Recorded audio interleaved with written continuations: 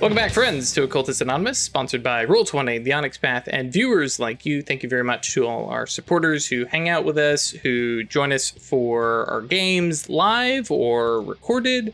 Thanks for everybody who's subscribed, following, sharing, retweeting, all that kind of stuff. And a special shout out to our patrons who support us monetarily, especially some of you folks show up and it's like, oh, you pledged for an entire year. That's dedication. I appreciate it. Yes, shout outs to Adele, Al, Alexander, Alsrit, hashtag be nice to Jules, Bernie, biblically accurate genitalia, Buck, Chris, Clara, Doggo DeLune, Emil, Funzo Surali, George, James, Jenny, John, Josh, Cat Feathers, Klaus, Crazy Man 1772, Melissa, Michael, Milo V3, Ms. Grumpy, Moku, Mozart D Minor, Nero Zard, No Pants Policy, Noba, Other Guy, Perry, Foog, Porter, Puppeteer, Riafio, Ryan, Shane, Shaksara, Taryn, Thomas, Twilight Medicine Supernal, because my group is gonna need it, Vortex, Who Wolves, They Don't Know, and Zoltan. Thank you very much for your support. We appreciate y'all being here. And yes, we have to deal with Alsrit also being in chat yelling about hashtag Jules. All right. Well, actually, yeah, that's true. You know, I'm on board. Yeah. So speaking of Jules and all the terrible things I'm about to do to him, remember, folks, don't get attached to your NPCs. Your DM is just going to murder them. No. Unless you buy true friends, and then you can't. Well, no. Then I have to ask. Well, you get XP back. That's right. You get a rebate. But where were we? Oh yes, Jose the Horse had left a poop in the court chambers of a emanation realm that really did not much care for humans, and ushered you all off at as quick a pace as they could. And that brings us to you all stepping out into the shadow. And we'll pause real quick. Name one thing that humans have done that was bad. When do you want us to start? I know you can only say one. Right. And that's like choice paralysis. Which one do you pick? Exactly. Right. So many. Yes, so we step out into the shadow, asking to be dropped off at Fort Lyon, or actually in the shadow near Fort Lyon, because Fort Lyon itself is obviously not in the shadow, it's in the phenomenal world. And so we come to the group of you stepping out kind of one at a time onto a space that is kind of reminiscent of the flat countryside around Purgatory Bluff. It's a couple days ride, so it's a very similar thing. Your feet and horse hooves and wagon wheels land basically on the top edge of a kind of twisted hill. It's, the kind of normal hill shape in the fact that it comes up, but the top is not so much rocky, so much as like oddly shaped. For us as modern people, you might recognize it as something that has had tons and tons of erosion hitting it in unnatural ways. There's pathways that are kind of carved through it. In my head, I'm thinking of some of the like iceberg stuff that you see where they've melted and frozen and remelted, and so you get these smooth kind of shapes.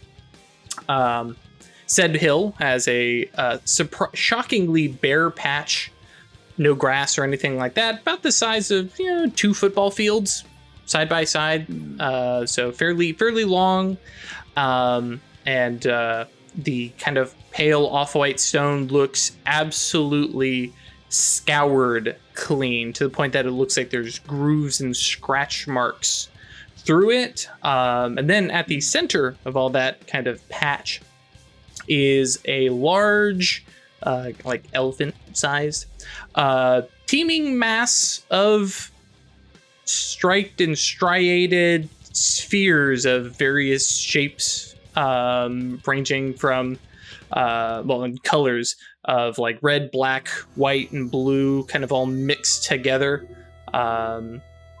It's you would almost call them bubbles, but they don't move like bubbles, and just this mass of it. Basically sitting in the middle of where Fort Lyon would be in the real world. Ah. I'm just turning to Isabel, just like, what is it? That is a You know, just exceedingly good question.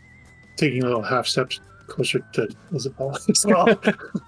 And sorry, for you all, this thing is more or less in the middle of this football field, and you all are kind of on this far edge. Looking back down below you, you could get down this hill. It's going to be rough, especially with the horses and wagon, but doable if you so chose.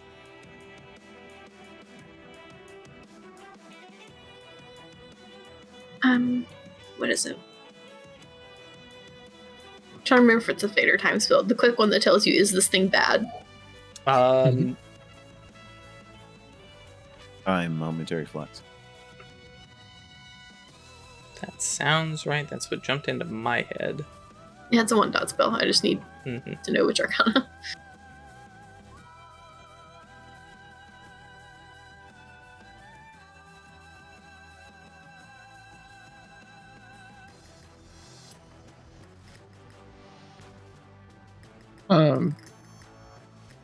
How big is this thing? You said like an elephant? Size 15. I see. Which is advanced -2? Well, let's see. Where's my spell casting handy sheet? Size 15, -4 at advanced. On advanced? Oof. Okay. Yeah, 5, 10 increments. Or increments of 5. Get there eventually. Yeah, and I'm just doing that real quick. And you're Just trying to get a feel for it. Is this super dangerous? Are we okay to walk closer to it?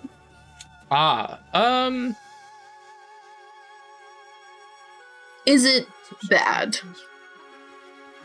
I guess bad and dangerous aren't necessarily the same thing. Right. Beneficial or baneful in the likely future. Yeah. Likely future is it's dangerous. Baneful. Okay. Yeah, I'm just gonna tell everyone, be careful.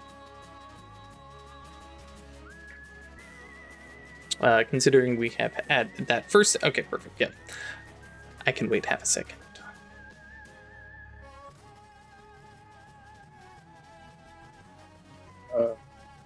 Instant, sensory, and advanced skill. And I will use a willpower to bump that up. I was not doing math in my head. Sure. And I don't really want to roll only 2 dice. 2 dice. Mammon did it. It was fine. Oh. Oof. Perfect. I like how this works out. I would like to take a dramatic failure. Okay. Sure. Remember how I said in chat, I was like, I don't know how this shit's gonna go, but I can guess. Yeah, and then you do this shit. I'm gonna remember what this shit does. Oh yes, you gain a condition. Okay, cool. As far as you are aware, the spell has gone off. You are now informed about this spirit. The condition itself is badly informed. So yes. I'm going to ask some questions and you can tell me the wrong answers? Correct. Excellent. What is the spirit's name? Oh, sorry, how many questions do I think I get? Well, let's see. Your potency on this would have been what? 6. 6. Cool. And that's reduced by rank, I'm sure, right? Yep. Cool. So yeah, you think you have 4 questions to ask. Okay. Love that. What's the spirit's name? Oh, I forget that you got that. I'm glad I gave this guy a name. Hang on. Run it through Google Translate 7 times. Right. And I was like, how do I fuck this name up?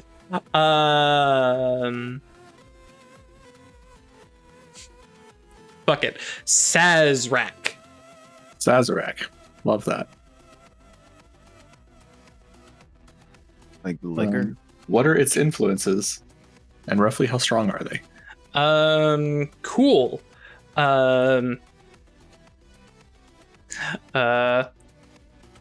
Actually, yeah, because it's meta knowledge. So it has influences in peace, 3, and care or caring, empathy, maybe 2.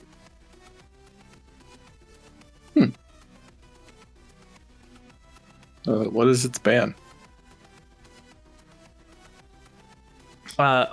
Based on the fact that it is, peaceful and caring, it needs to, it concerns itself with the well-being of anyone who comes near it. And if you seem wounded or something like that, it'll do its best to help you.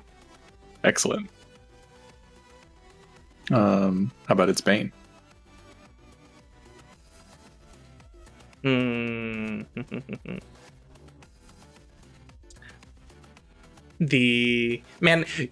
I put so much work and effort into making a character, and all of a sudden, because I decided to do it this way, I've got to make another character on the wrong answers only. fly, right? Wrong answers only. Its bane are wounded bandages. Wait, did I say wounded bandages? Bandages from a wounded. Yes, thank person. you. Yeah, thank you. Used bandages, yes. Yeah. Wounded bandages. Somebody stabbing a bunch of bandages. Yeah, I don't know how cautious we need to be. It seems to be some sort of spirit of peace. Theo kind of looks around at the barren, lifeless ground and sort of raises an eyebrow. You sure about that? I got Confident. bad vibes from it. Be careful. You've never been here before. It's fine. This is your territory, so we'll follow your lead. Yeah, I just be careful because it's powerful, right? No. Not based on the number of questions you got answered.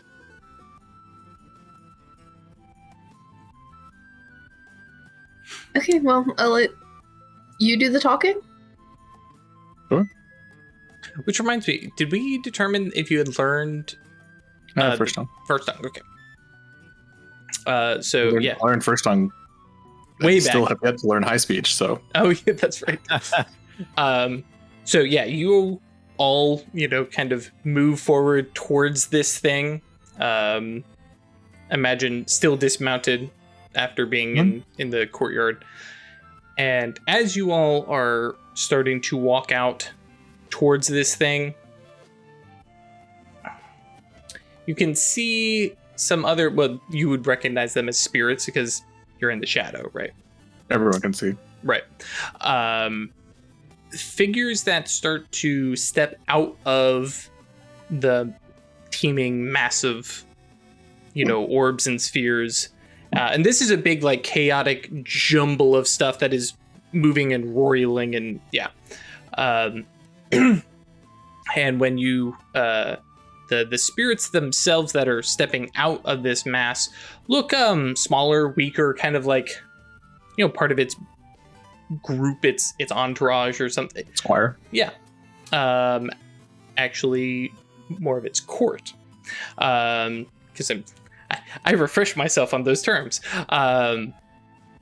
But they look like protectors of this spirit. They're carrying rifles.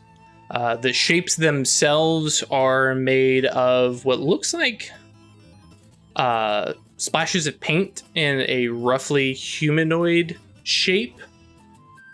But yeah, carrying rifles.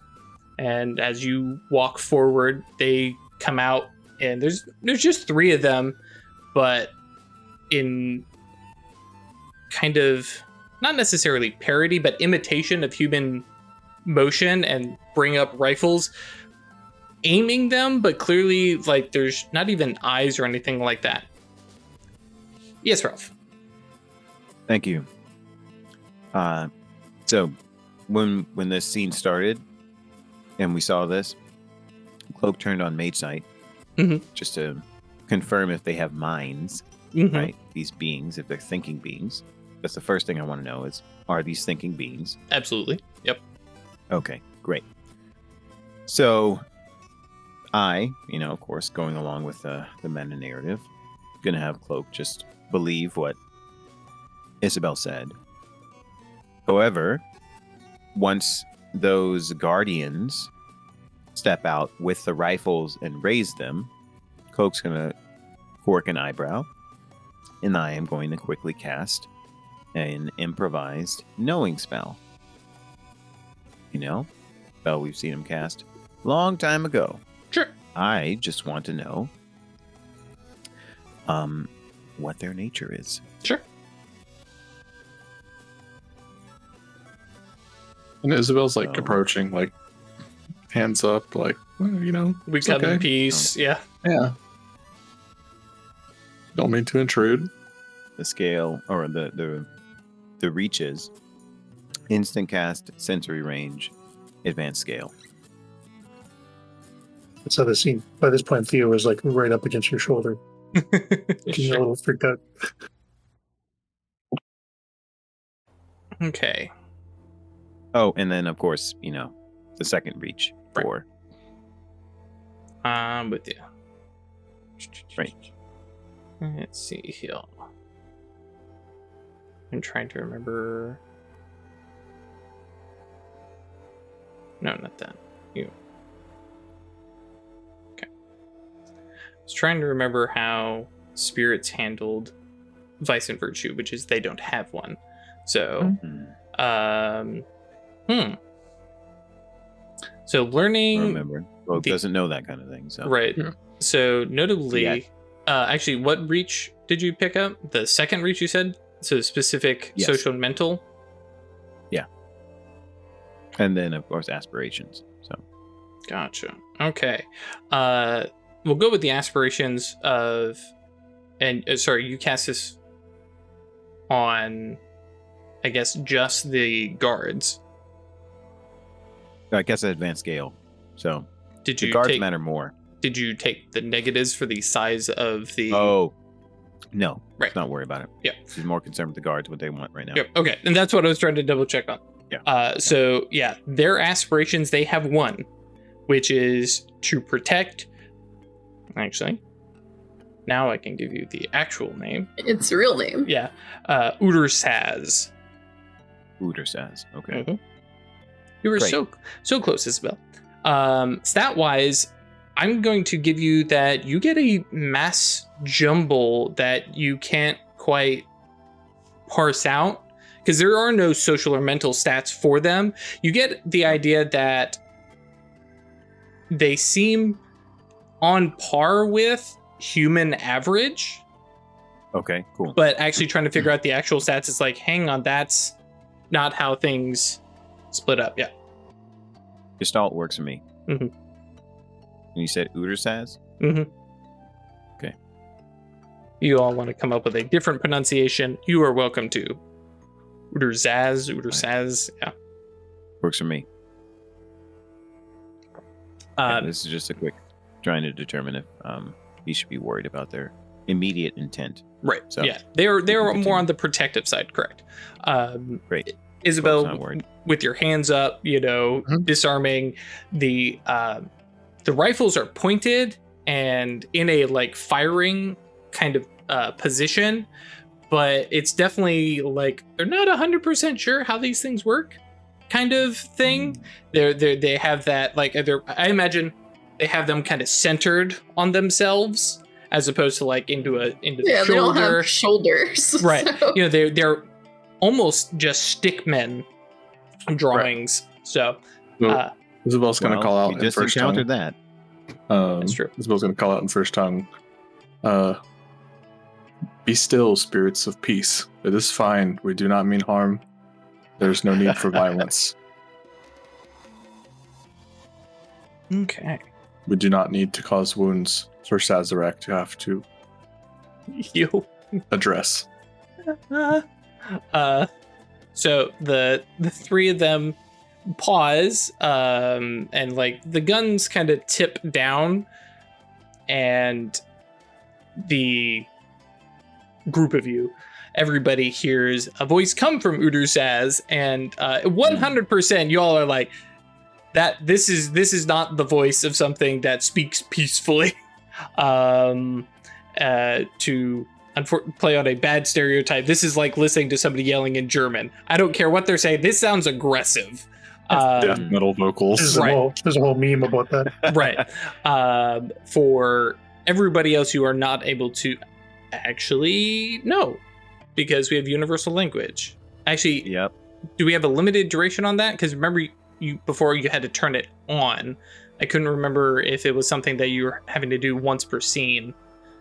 No, we discussed the toggling so that it could be he's bestowing on an area, but the duration isn't insufficient to accommodate us to keep doing this. Gotcha. So Okay, and if nothing else, while you Would can you do it. know to have activated it yet, though? Right. Well, because that's what I was going to say. You get a couple words in, and he doesn't have it on all the time. Right. So. Right. But yeah, as soon as you hear them start speaking in a language we don't know, you can flip it on. turn it on. Yeah, Yeah, that's exactly. true. But the like you said, the voice is this growling, aggressive thing, and it says in response, "You mean me no harm, so you bring offerings."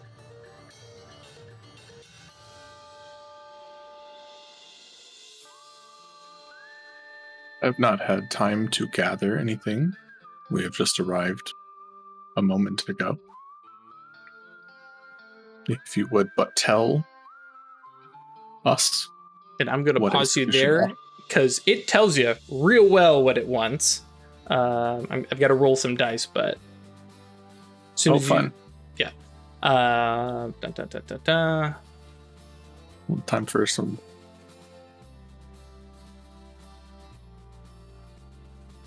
Okay.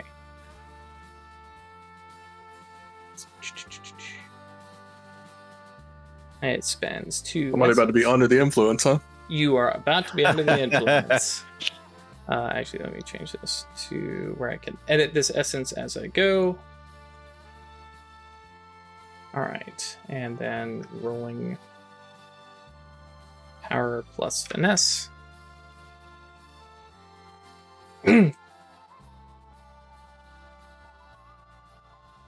God damn. That seems bad. Oh no. I don't know what's happening, but it seems bad. Do you have Rank is the anything wisdom. that may protect your mind in this particular case? I don't think, because you don't have any of the 4-dot merits, or not 4-dot merits, 4-dot attainments that would do kind of stuff, right? That does it.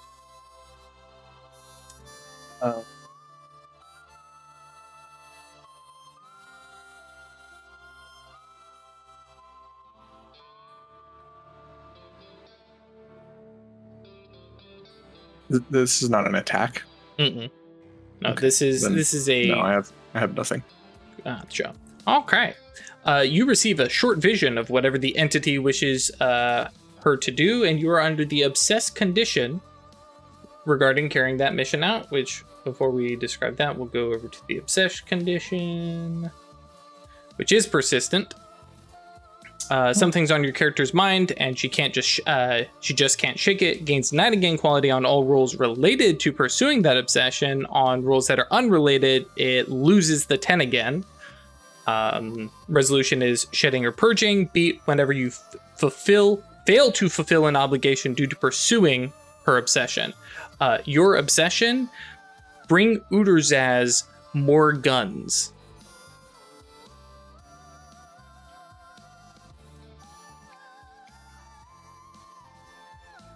The rest of you all probably get a peripheral mage sight tingle. It does not neatly sit in any of the arcanas. So for Ash, because I guess you'd be the only one to actually hear it, you would get this kind of prime mind spirit thing Something decidedly weird. compared to the nice categorized mage stuff. So I don't know how Isabel necessarily reacts to this sudden, ooh.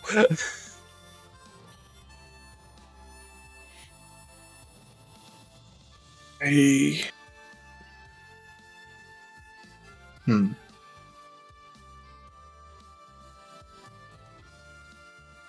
don't necessarily think I got the right information on what it is.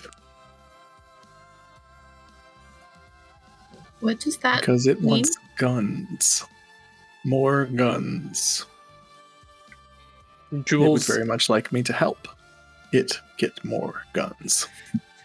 Jules has his the shotgun that he's been carrying and kind of like turns it, butt of the gun up and like makes a offering motion towards the spirit and giving you a look. And it's like, I mean, we have this one, and I think more than one is going to be sort of the asking price. What? Why? What's it gonna do with gun? I have no idea. Seems like a good idea, though.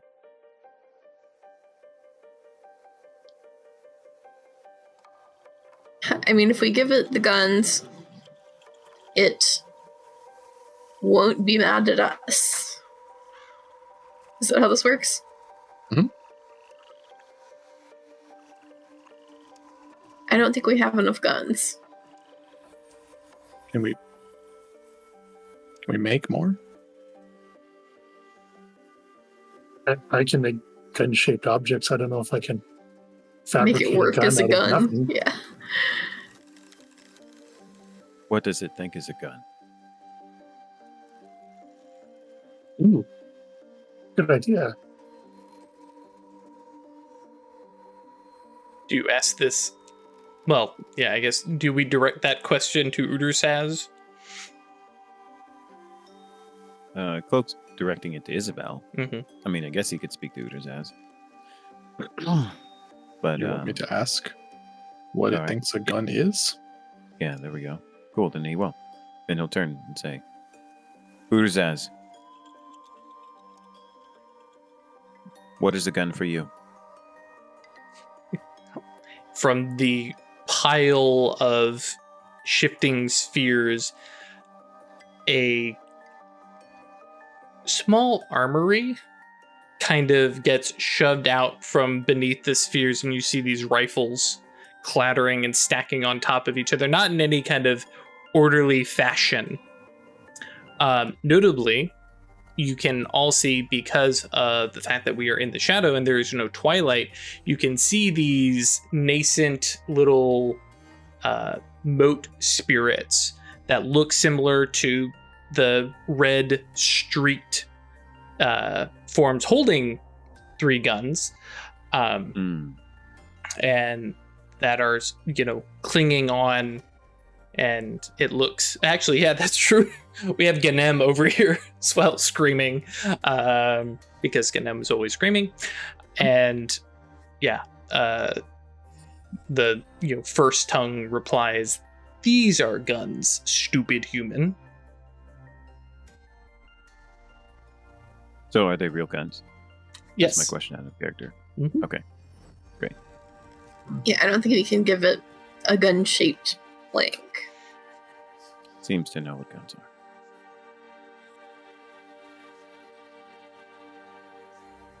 And Isabel, do you know how many is a good offering? I will give Chris a heads up that, like, you have an itch to, you've got these 2 on your waist, and Jules has the one over there. Like, if nothing else, it's a down payment and it'll make Udursaz happy. Yeah. She's aware that she's been messed with. Oh yeah. Yeah, like this is a sudden, out of nowhere, I should give this thing guns. Especially since it hasn't said anything about it. It's just this sudden, that Right. vision. Yeah. I think I'm leaning more into the, like, resisting that and being bad at things. Just to put things on.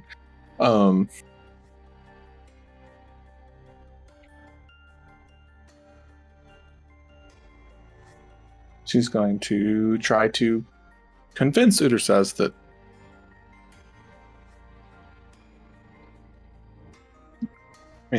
you've already got very many guns. What more could the few that we have add to such an impressive collection? Definitely sounds like a roll. Any pluses, minuses? I think the condition is kind of working against you. Actually, it's already mechanically doing that, so I don't need to add negatives. You won't get the 10 again. So I think it's just a -1, just the fact that you are resisting the obsession. Okay. But not enough to be like a huge penalty or something. I will say you probably need an exceptional success to like get free and clear. Okay, so with the one success, Uderzaz is not immediately Wait, hold on. Oh. I just realized I forgot to have merits and things. Oh yes. Isabel the Bard showed up to play. Damn it. I am not organized at all, though.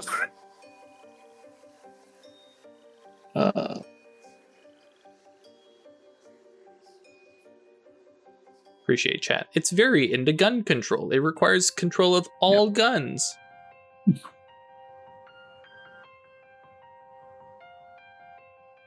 And while Chris is looking that up, just the vision that kind of popped into Isabel's head is an actual array of guns, including what we now would call field guns and cannons. I think the only thing that's going to apply is my ability to apply a specialty. Oh, okay. Regardless of the situation, as long as it applies. Sure. So in this case, firearms. Absolutely, yeah. Roll that additional One more die. dice. One success. Mm. So if we get to 3. It is 3, yeah. Uderzaz basically, for your purposes, does not fly into a rage at the idea that it shouldn't have more guns, but it shifts into more of a, oh no, you don't understand. I need more guns. More guns? More, well, I think it probably says a larger court I have. I deserve an enormous court to serve me.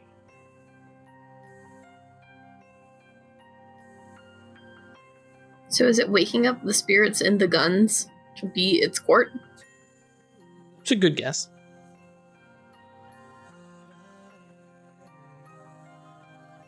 Interesting.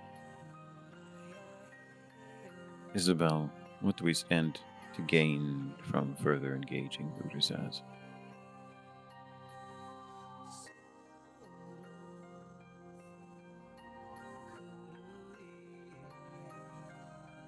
Knowledge of a different court. And sort of the general bodily safety that comes from not having a gun spirit start flying into a rage at us. Okay. I mean, as opposed to just leaving.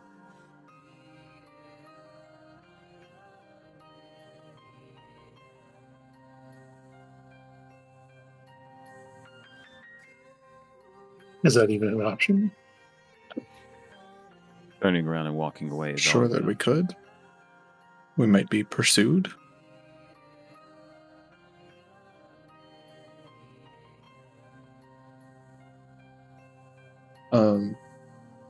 Give me a moment. Uder says, I will take a few moments to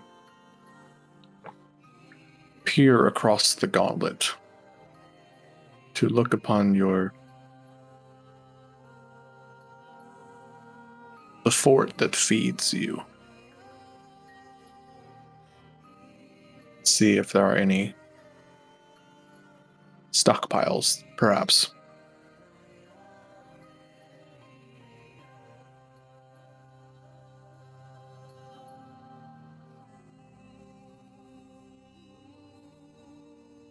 And this is just Exorcist Eye. Mm-hmm. If we just pop out of the shadow into the fort, is that's when I the- raise a bunch of eyebrows. Well, that's why you use Exorcist Eye and just look across. Yeah. How thick does the gauntlet seem here? So this is probably your initial red flag where you would imagine the gauntlet here should be similar to like Purgatory Bluff or something like that. The gauntlet here is worn thin. It is only a strength of 2. Interesting. As opposed to what should probably be in that 4 to 3 like as range. That's like as thick as it is in Purgatory Bluff, though, right? Purgatory Bluff is 3. Oh, okay. Yeah. I thought it was 2. No, Wilderness is 2. So yeah, this fort. Yeah, I'm looking right at it. Interesting. Yep. Interesting. Yeah, actual fort, considering how dense it is Right. in the 4 range usually.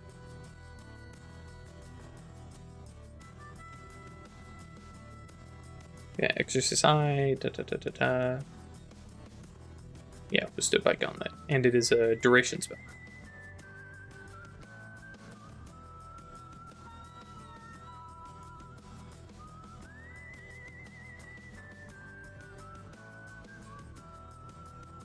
So it's only 2 here? It is only 2 here. Okay. So I can just roll some back.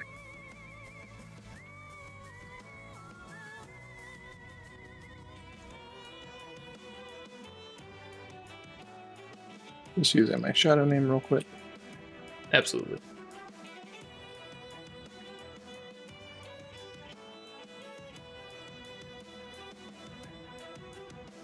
Hey, there you go. What would you like to take for your exceptional success?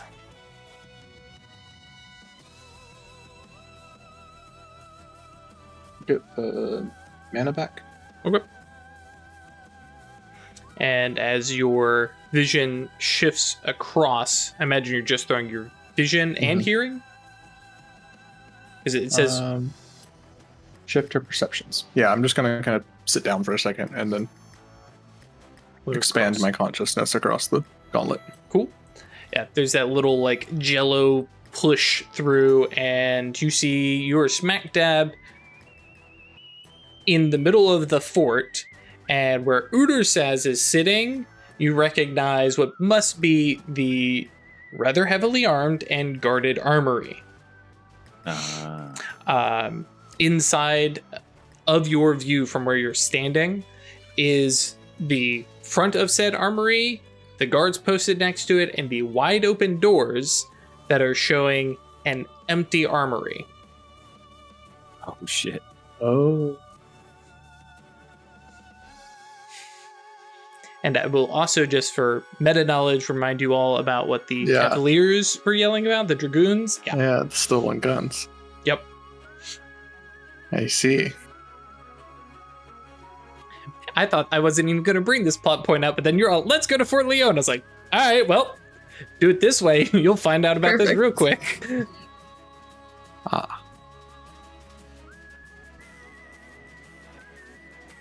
Interesting.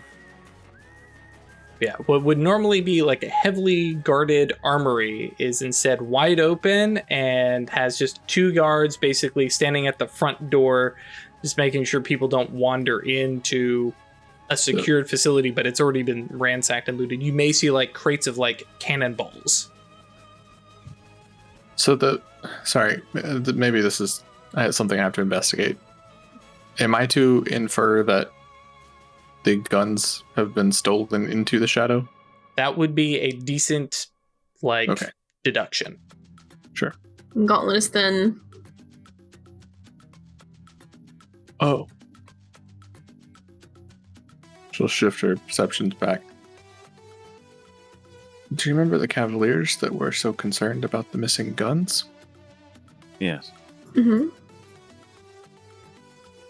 Oh boy. Just nods towards Uder's house.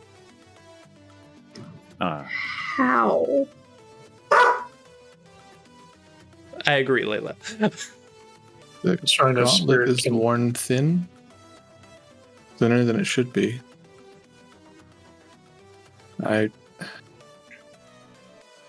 Honestly, your guess is as good as mine, but the gauntlet does not stop two spaces from being connected.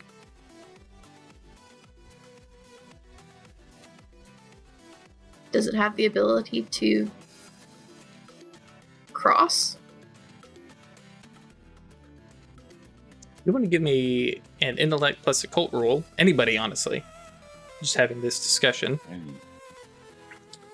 Where's Rilla? Actually, I'm not even going to roll for Rilla. Because with his specialty in spirits, Jules. I got one. Hey! Jules, no! Well, Jules has no idea. Alright. Isabel's on it, so that's the important thing. Everybody else feel free to roll if you wish, just for your character's sake. But Cool. yeah, Yeah. Isabel, you definitely recognize that there are several powers noumena that different spirits have, one of which, implant mission, which can be used across the gauntlet. And so at that point, with various other things that allows spirits to move cross gauntlets, it could be arranged, especially for a powerful spirit, which you're starting to think Udazaz might actually be. Jeez. Yeah. You definitely are like, okay. Yeah, I could see how a big spirit could arrange for any sorts of things like, in your experience, creating the open condition that would allow a large spirit to cross through.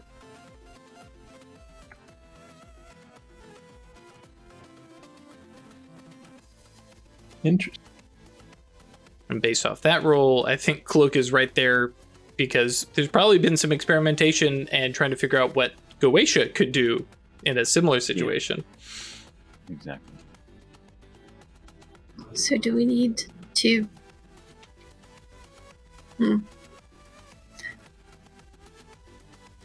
I don't want to anger them, so... Yes, but this course of action that they have taken is destabilizing the area, and especially when the fort is part of the war effort. Can they hear us? I imagine you guys are whispering. Whispering. So. Yeah, do we need to get them back? You could attempt to. Do you think any of the soldiers were involved? Like, did it grab people to get the guns, or? Possible. Would you like to... Oh. Okay, great. My mic is working. So, Cloak says, how about we offer to get Uterzaz the biggest gun he's ever seen in exchange for the array of guns he already has? Can you elaborate a little? Get him a cannon. This is Theo doing what you're talking about. Get him Yeah, a cannon. Just And then increase demand... its size beyond which he would have ever been able to acquire it. And we trade it for the guns he's already taken. And we don't give him any cannonballs. I don't think it's the cannonballs or the ammunition that's the factor here. Yeah, I think it's a representation for him. And what's to stop the spirit from just grabbing them again? Strengthening the gauntlet. Yes. Can you do that? Yes. That was my initial thought when I realized that we perhaps need to fix this. Is that I will essentially lock him away. Wonderful. It's a boundary just like any other. Reinforce it. if something seems to penetrate it. Yeah, my only concern is that he will just demand both the cannon and the guns he already has. In the imperious tone we've been dealing with so far, I don't know that bargaining may be an effective path. I think words are always the best first resort. I'm just saying that should probably be prepared for that not to work. And If have a it plan isn't, B. then our plan B is always force. Buddha says,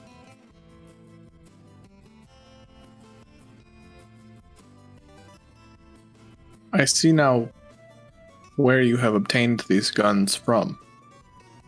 You have brought them across the Gauntlet from the human world, from the human's armory. I think there's some definite puffed up chest kind of vibes to it as it says, yes, the Major Dawson has been a worthwhile acolyte.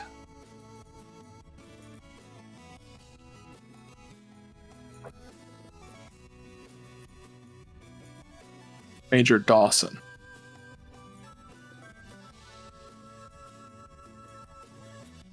If you serve me well, you may take your place alongside him. Perhaps.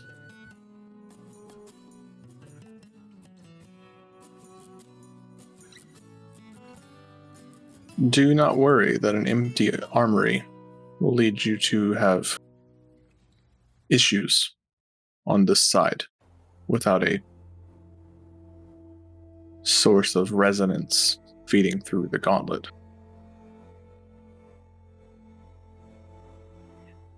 I think you all get the big evil bad guy laugh track, side C, as it just like, oh, no. The Major has confirmed that there will be more coming. I will never starve again. Okay. Rose looking a little nervous. She's really out of her element here. Yeah, this conversation doesn't seem to be going well. Do you want to make your offer, Legba? Shall I, Isabel? You may offer. And in the event that they do not go along, I shall work my will. Wonderful. So then Legba steps from, paces behind Isabel and stands more abreast with her, bows to Uterzaz, and says,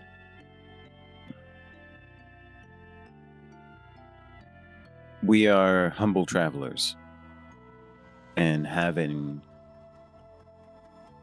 beheld your power and magnificence, are eager to contribute to it in the way we think is best. We think that these guns Major Dawson has provided you are small trinkets and unfitting tribute for one of your stature. If you were to cast those off in favor of anointing us as your temporary emissaries, in exchange, we could gain for you a gun larger than Major Dawson can ever imagine. I'm going to make an expression roll. All right. He's probably going to have some penalties. I'm trying to figure out what exactly. Tell me what they are.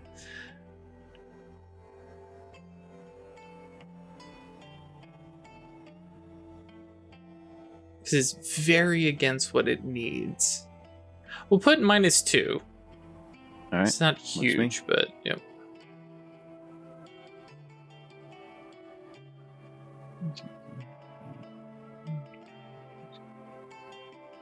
Actually, that is kind of silly.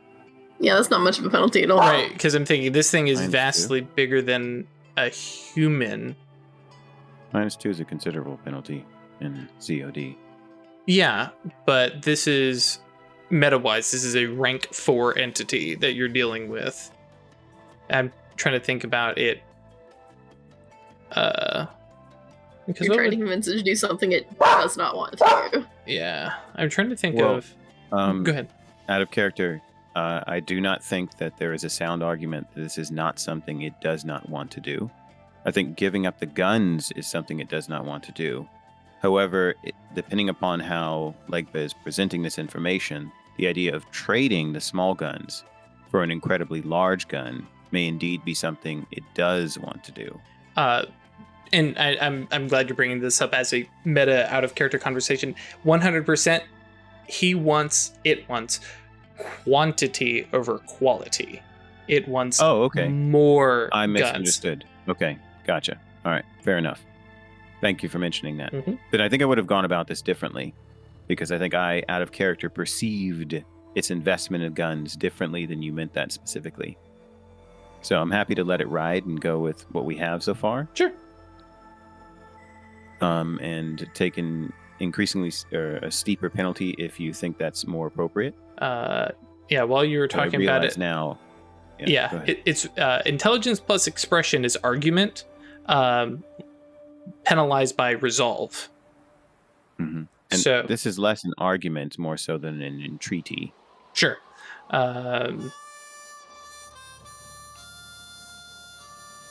So let us throw a minus. That's why I went for a presence expression argument. Sure. No, I understand. Or approach, not argument. Yeah, let's give it a -5. I know that's huge, but that's not even half its resistance. So. Alrighty. Holy moly, that command spirit.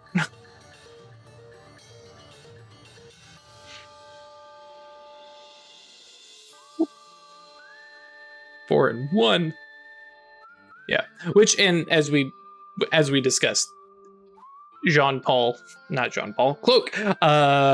definitely was like, this is the wrong tack for this particular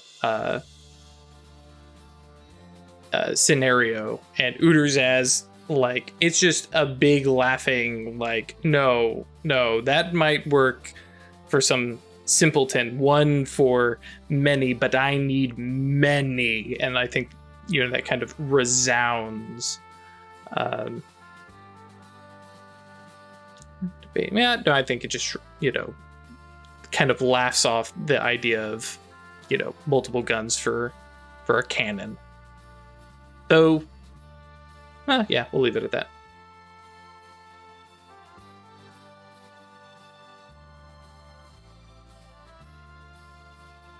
And Chris, are you casting that now, or is that like... I am. Okay. Wasn't sure if that was queued up or not. A little bit of overreach, which actually with your guns is covered. No, it's still a chance die. No, it's covered. The dedicated soulstone is a -3. Oh, right.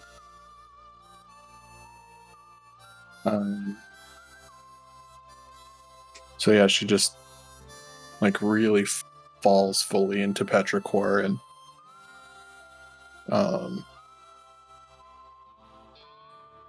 just a little bit of like her hair just starting to tingle and crackle with a little bit of energy, and in first tongue as she culminates casting the spell. Hopefully it works. It's just this raw command of put them back. Duration on there. And that is an exceptional success. Fuck yeah. Oh, I don't know why I read that so weirdly. Okay, yes, absolutely. Heck yes. Bypassing resistance or... Well, because that's already accounted for here, so I don't know if you even need that. You may just want... Can I have an extra duration? Is that what I was thinking? Is it because it's a duration spell to begin with, It's a isn't it? potency spell, but... Oh, okay. Well, let's see here. But if you were cool with it, bumping it from a day to a week. of command. Oh, right. I'm thinking of spirit summoning. So actually, because this would give you an additional action if you bypass withstand. Okay. Or actually a bunch of actions while under duration. Oh yeah, that's fair. Yeah, never mind. I'll bypass the withstand to get all the actions. Yeah, so that's 3, 4, 5 different actions over the course of A day. All right. Yeah. Trying to think how visibly this looks. Actually, and I'm going to go ahead and just bring up a meta thing. You have covered the size and scale of Uderzaz. Do you include the other guard spirits that are with it? No. Okay. Well, I guess because it's available. Does it work with that? Because I'm casting. Because in this case, you are picking a subject and you are at advanced scale, so you get everything. So if it's increased, because it's more subjects, right? Mm-hmm. As long as the number of subjects matches, then. Yep. Because I mean, an advanced scale, you have at least 5 to begin with, and this is down to like. This is 20 subjects, right, of size 15. So yes, good. It'd be the whole group. Well, yes. Well, most of them. Well, actually, literally the whole group. The motes we're ignoring for this because as you make that command, Uderzaz kind of writhes, and you watch as more guns and their spirits that are toting them pull up out of it and start to take the guns and just in orderly fashion add them to a pile. The pile itself is completely unorderly, but they have this almost regimented step, and you watch as Uderzaz, oh Lord, let's see here. I'm trying to remember. So I actually worked out how he did this. Okay, yeah. Gateway. Yep.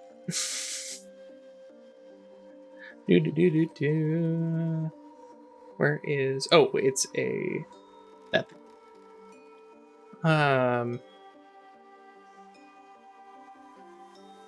Is it? Can I tell that it is following my actions? It has begun to, yes. I'm trying to see. So yeah, you would see.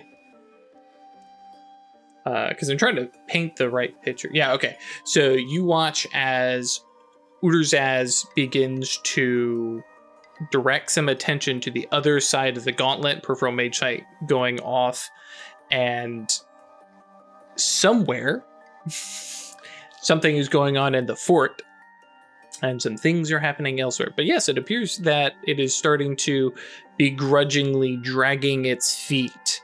Let's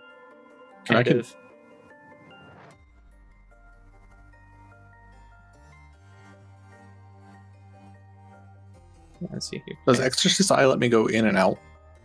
During the duration, yeah, okay. Why not? Because that's how werewolf senses work, but I wasn't sure if you wanted me to cast it every time. Well, as long as it's it's duration for the scene at least. Or no, it's a duration spell. I can. It's there. Yep. For a week. Till I get rid of the spell. That is my spell control though.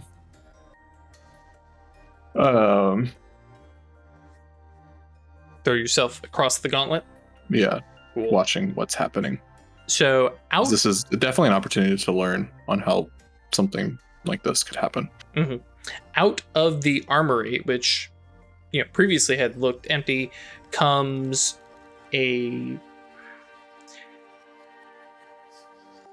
military uniformed, but it doesn't match any uniform you've seen on Americans or the Mexican army or even the little Texas militia folks that have kind of formed up or anything like that, but it matches the colors: blacks, red, white, blues. Strides out, and it's a impressive mountain of a man, general medals and multiple stripes that aren't like, they don't have the normal chevrons. They're a little bit different, like more like bars, some different stuff that's like, this is not anything from any culture. Just marches out of the armory, nods at the guards. The guards quickly snap a salute and clearly recognize this figure that is projecting across to the other side, and makes their way through.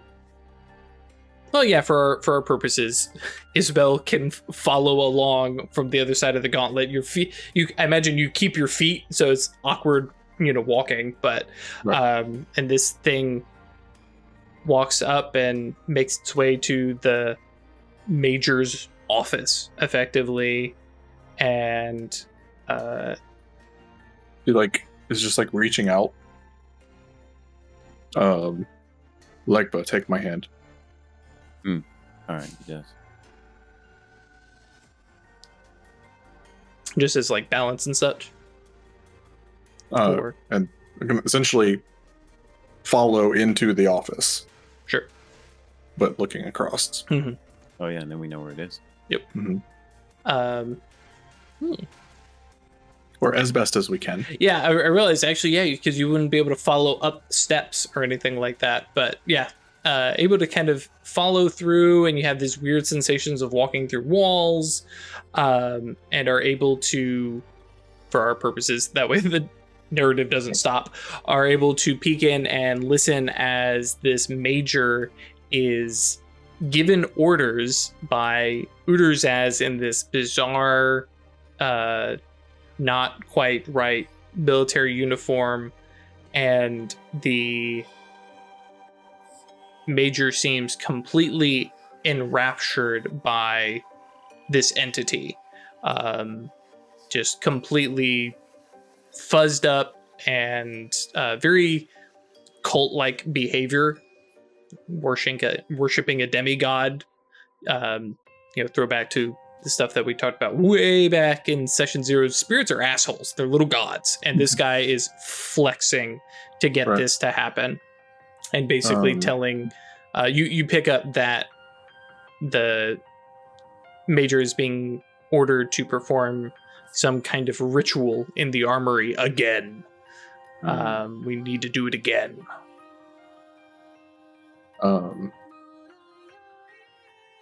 Going to stretch the limits of how many spells I can get going, Sure. which I don't know that she's actually done.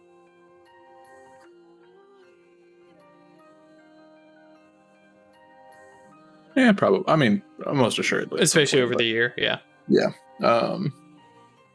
Haven't done it in action though. And so I think it is the imago is extending my senses through to Legba's body, Oh, like okay. through the connection, Mm-hmm. so that he would be able to essentially see and hear what I'm seeing and hearing. Sure. Not that like Petrichor would have knowledge of like anatomy and stuff, but like I'm imagining like essentially like nervous systems connecting through the hand. I like that. That would probably be weaving. Yeah. I think there's a life spell that basically does exactly that. So definitely okay with that. Where is the...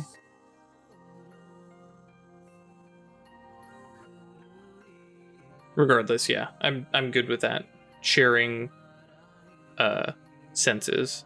Yeah. Weaving one life pattern onto another was my concept of it.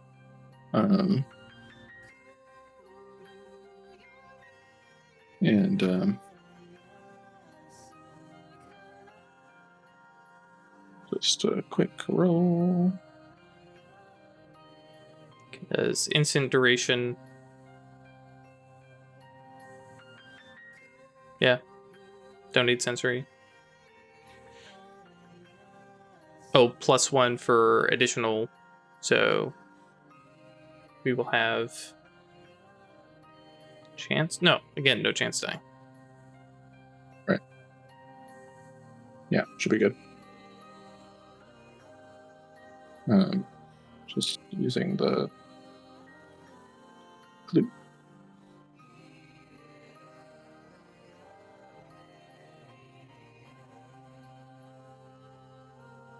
No.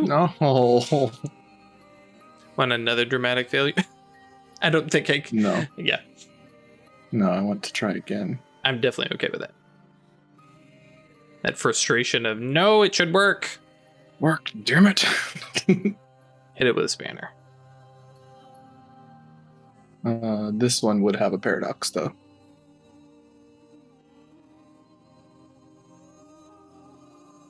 Of course.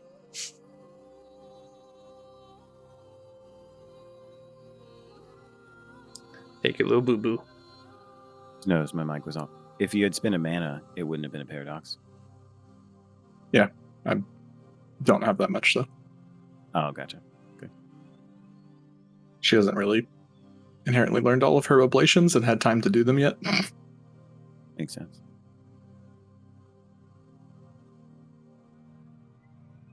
Hey, Not at there we that go. time.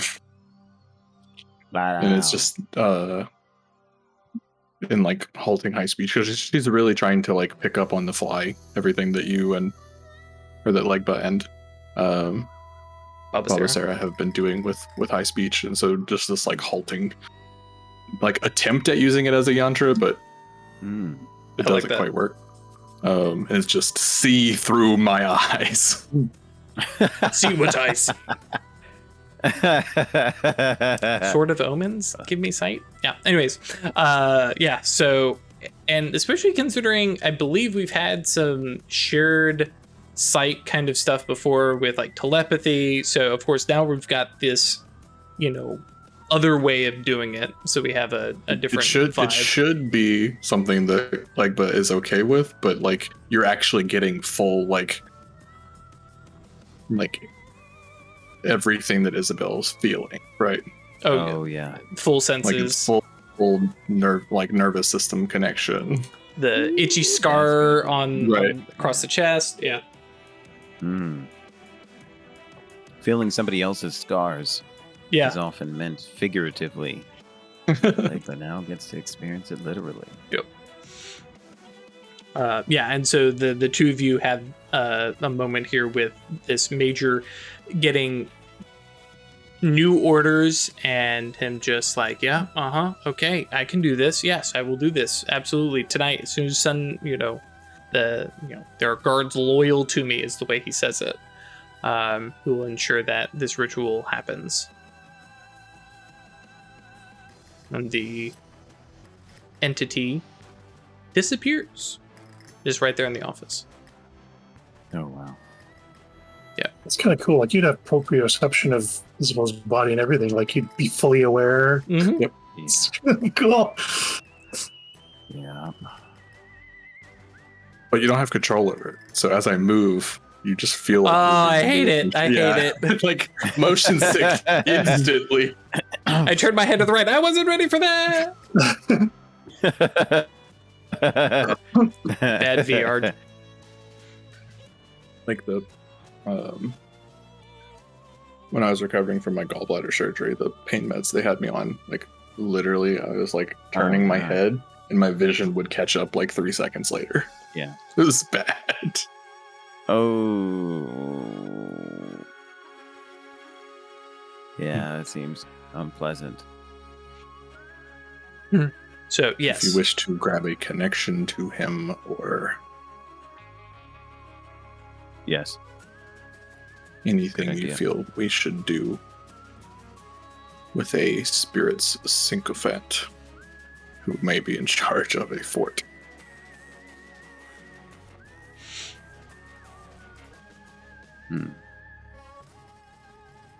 I think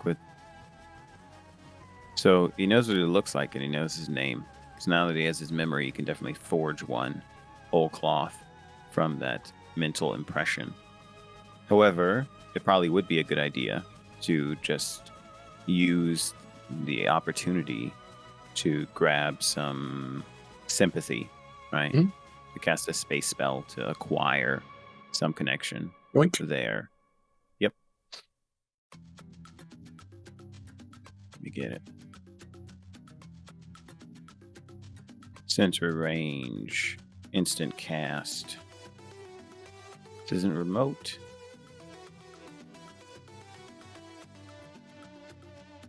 Right, space, yantras. Advanced duration. Exceptional.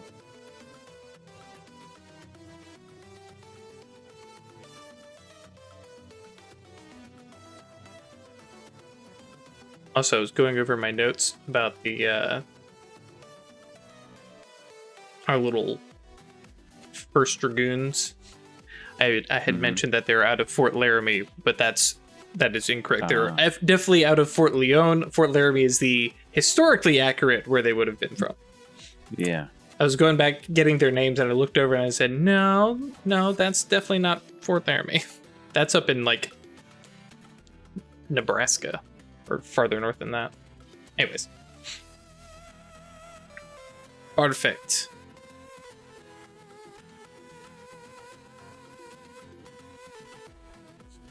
And so we are casting some kind of borrow threads scenario. Yes.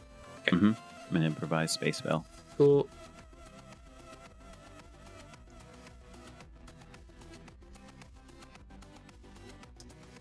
All right. So yes, have that handy connection at least for the duration, which with space 4 and advanced duration you've got for a month. So okay. Yep. Good stuff. Perfect. And Legba says, I have what I need. Thank you.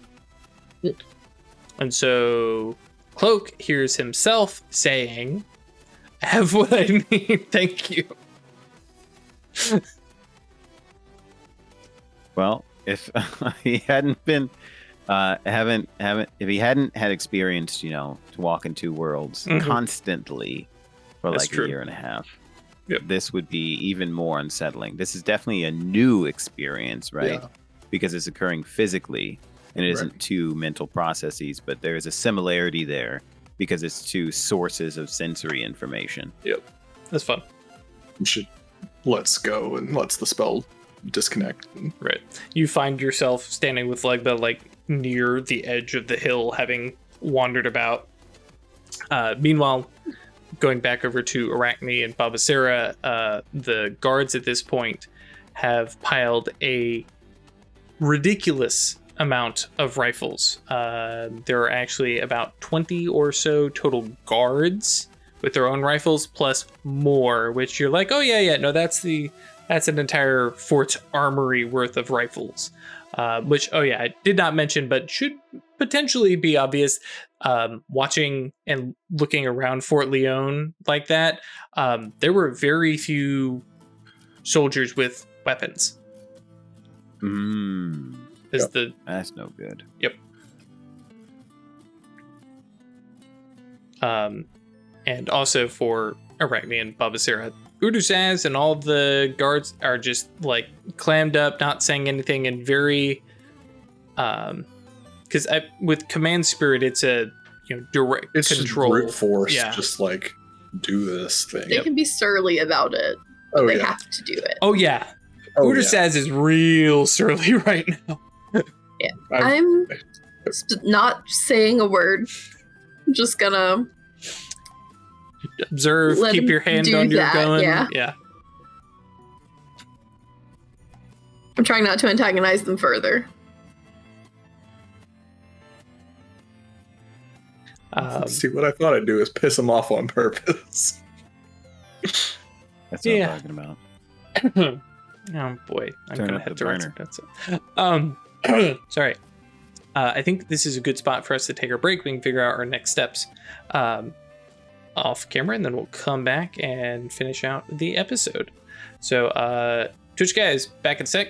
No, in a few minutes. YouTube guys, back in a sec.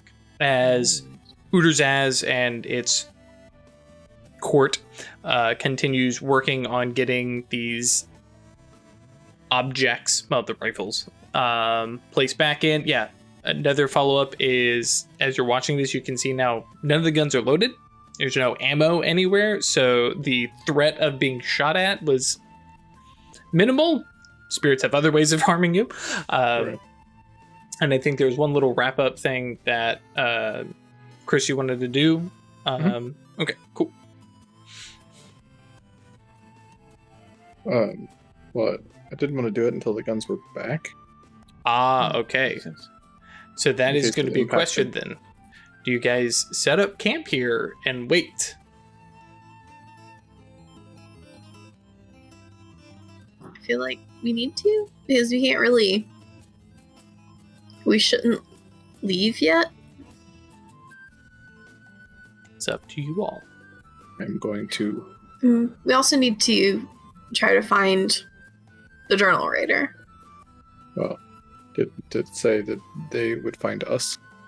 So they would find us in the shadow, or they wouldn't. I'm going to alter the gauntlet, but I don't wish to do that until they've placed the guns back. In case I it guess would make we're- it too hard for them to do. Yeah, make sure they can move through before. And I guess we're hanging out here I then. should be able to reinforce it on this side, but not on the human.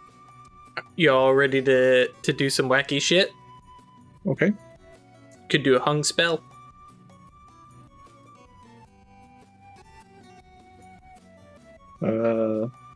What?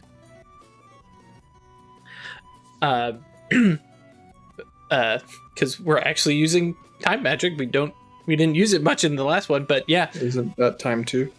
Or which Gisela could cast. hung spell on you. Gisela has time too. Mm-hmm. Gisela could cast a hung spell, and then you cast the spirit spell to. Right. Yeah, because I was like, hang on, isn't there a... Yeah.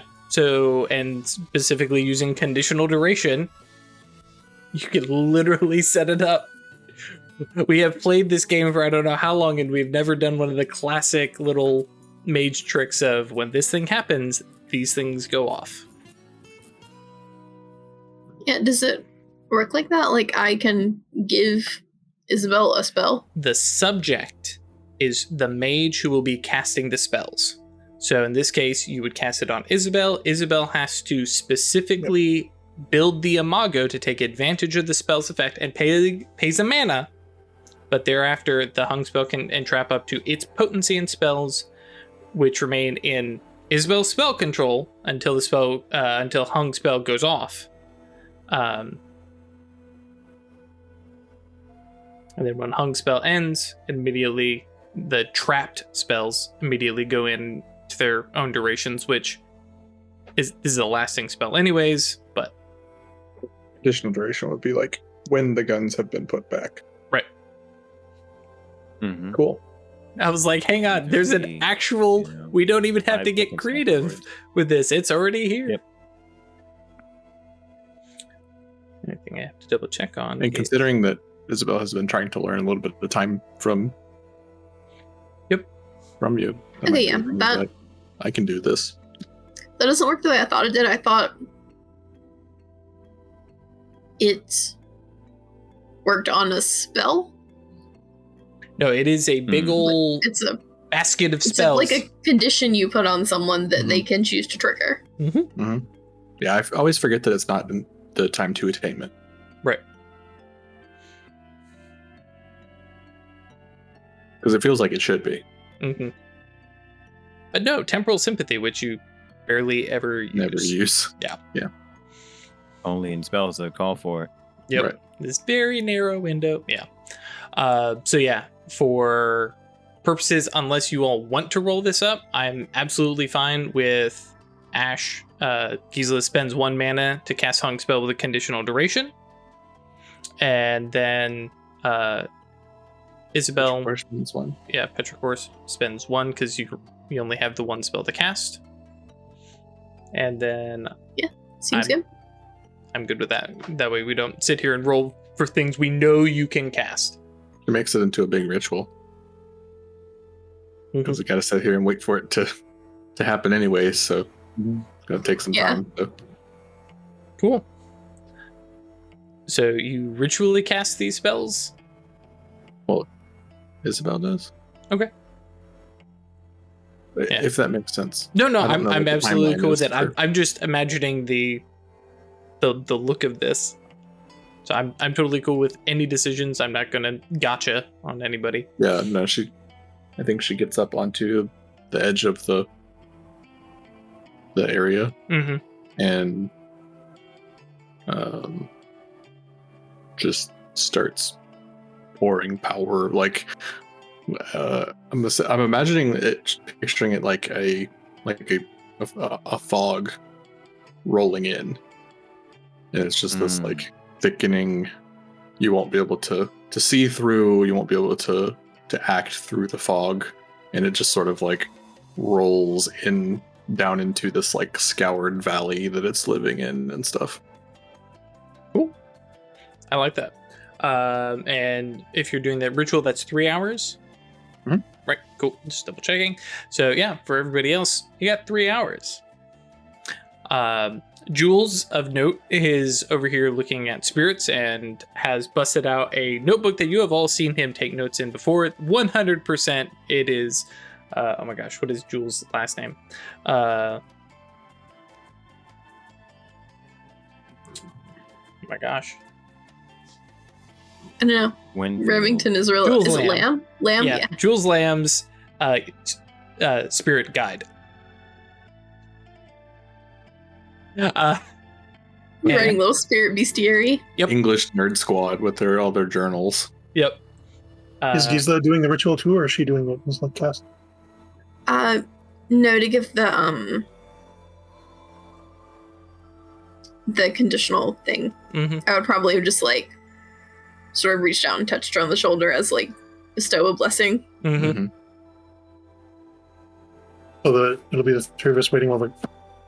Yeah. Yeah, I want to start looking around this place for any evidence of the Nimbus I'm used to seeing by now. Gotcha. I can definitely tell you, nope, no sign of it. Any sign of any non-spirits. Because the Archmage didn't necessarily know you were going to end up here.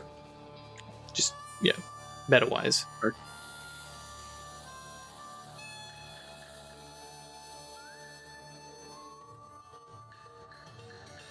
Yeah, I don't know. Are we safe here? Do we need to stay alert? Are we safe anywhere? No. I think staying alert is smart. Technically, everywhere is just the same place, so you're actually both safe and in danger everywhere you are. Correct. Indeed. You've been Damn, hanging out with just Legba. save Like what's running off on you, Petrichor. Yeah. money. But she's in the middle of the ritual. She doesn't say that shit. Yep. I was just making a joke. Yeah, that's a good one. Yeah, like I said, Jules is doing that. I think probably at one point or another, Rilla was like, okay, well, spirits on my list. Let me go look at these things and Just watch. study them a little bit with Focus Mage Sight. This is also an opportunity for Legba to learn that he can't teleport out of the shadow. Yep.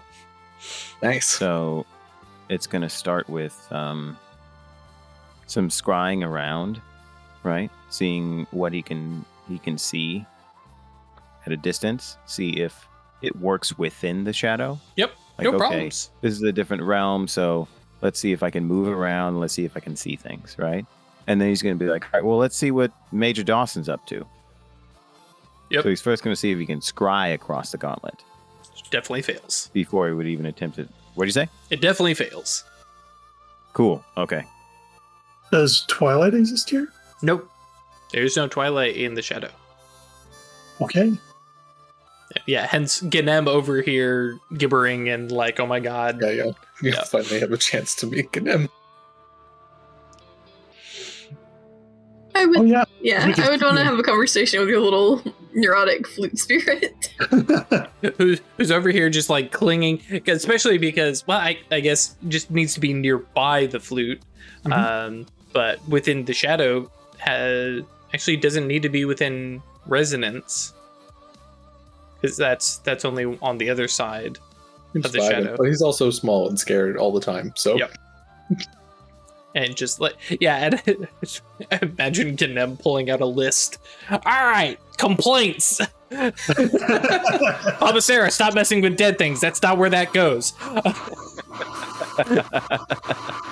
All the things he wants to say to us. Oh yeah, this is a year plus of just like, you all are insane. What are you doing? None of this. Yeah. Lots of stuff to be said to Jules about his study of spirits, including, I mean, I'm right here, dude. What intentions do you have with my flute holder? I love it. But yeah, bit of levity. But that said, looking about, yeah, this is definitely a place to keep an eye out for, or keep an eye out. Yeah, for dangers. Here we go. There's definitely other spirits in the distance. Most everything is giving a wide berth to the hill that you're atop.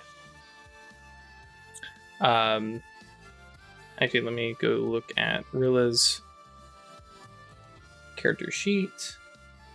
Yeah, okay. So yeah, we can see other spirits like out there that just aren't coming near. There's even some that are probably flying overhead. Yeah, because there are spirits. You got big like plains grass spirits out in the.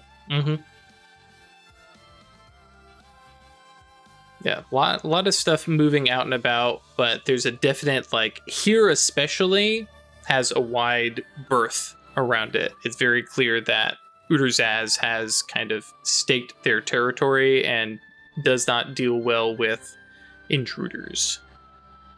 The general vibe of how we've gone with spirit stuff in the Gauntlet is that bigger spirits naturally end up retreating across the Gauntlet. Easier to survive over there.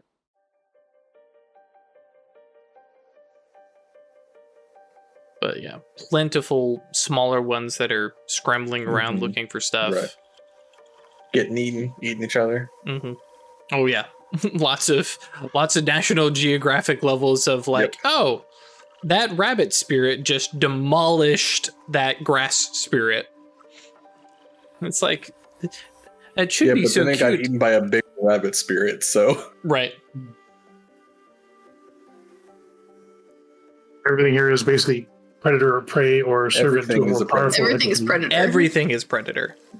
Watching the grass spirit, devouring earth spirits or fighting other grass spirits. Yeah. Everything here is a predator, and everything here imagines itself a little god. And the only situation where you don't have that direct thing is when you have that gap of like 2 or more rank. You have some of those different. I imagine there's probably not a really established court in this area, besides Uterzaz's. Yeah. Anything else you guys are doing basically during Isabel's ritual duration or ritual cast? Excuse me. There is something that Legba wants to do while we're waiting, in addition to playing around with space magic to see what he can do. He wants to see if there's an astral correspondence. So he knows that, spirits, he knows vaguely, loosely, that spirits affect people and they influence people and they get people to do things. And that precise knowledge of spirits might not be something that sleepers really have. However, they might have some idea about their experiences, which might lead to some correspondence, considering there is meaning around what's going on with them. So feeling, right, it might result in some realm in the astral that describes spirits loosely, even if sleepers wouldn't describe it as this is what spirits are. Does that make sense? No, I understand. You're doing something different than I thought you were. Oh. What did you think I was going to do? The Anima Mundi. Oh, not yet. Yeah, I was gonna say. No, Ralph's gonna get that noses cranked up there where the eventually, ecstatic but wind is not gonna yet. rip them apart. No, I do like that, especially switching over to the astral realms. It's like, okay, everything's good. All right, I'm gonna head that way, and over the 3 hours it gives you plenty of time to try scrying. That doesn't work. Okay, can't cross. Let me go check out the Temenos, and there's actually quite a few realms that you can probably find in that amount of time, but they are woefully incomplete.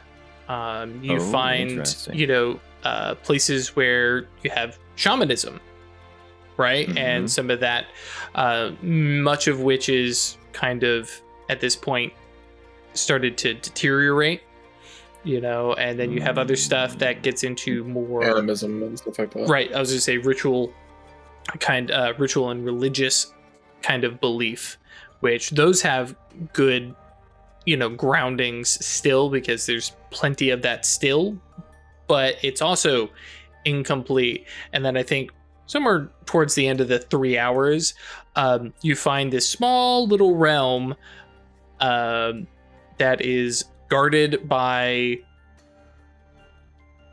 it's guarded by Goche, that clearly is some kind of repository of knowledge of spirits locked away within the Temenos. Because of course, if mages are talking about it, it's going to be there. Yes. But it is guarded quite heavily. Oh, actually, let me jump over to Conka.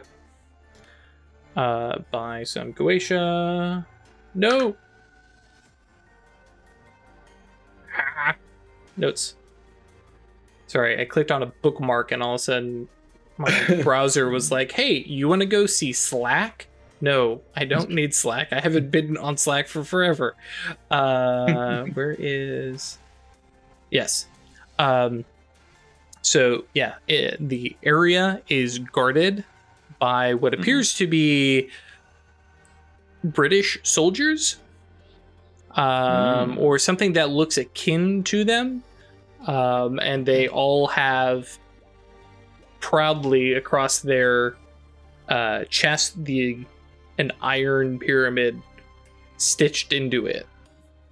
Oh shit. And whoa. Imagine, Legba's just like, let's just kind of wander around and poke around and see where we can get from place to place, and then you stand there and you can see and you have a moment, because I'm pulling this out my ass, you have that I've been here before as rifles come up and start pointing to you, and these gentlemen look like they know how to use these rifles, but it is a sealed up, guarded thing, iron pyramid symbology everywhere, and specifically from your guys' understanding, this is the monarch, who's the exarch of spirit, who just reigns over these little gods and the knowledge of them, so that true knowledge. And it's like, noted, this is here.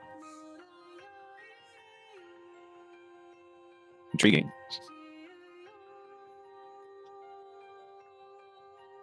Well, there's certainly an important gap in understanding. And I think the sensation that Legba gets towards the end is somewhat inspired by his experiences in Tenochtitlan.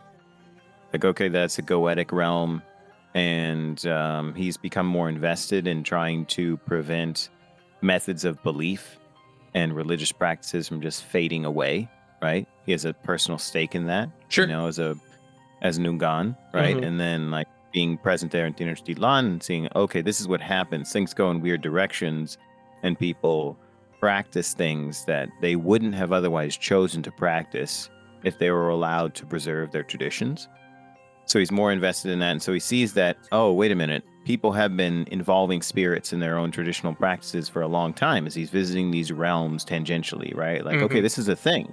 Oh, I didn't know this, right? Like, this this is the thing. As much as the Goetia through the Loa might be a part of a religious practice in certain places, wow, spirits as entities have been an important part of religious practice elsewhere. Okay, so that's intriguing, right?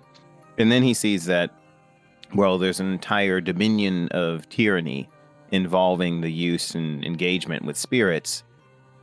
And he becomes even more invested in thinking that, okay, this might be the area where I need to expand my knowledge. This might be the context in which the gap is most consequential for him. He's like, this could be the way in which, if I were to understand a different arcanum, that it would aid me in my goals the most by helping people.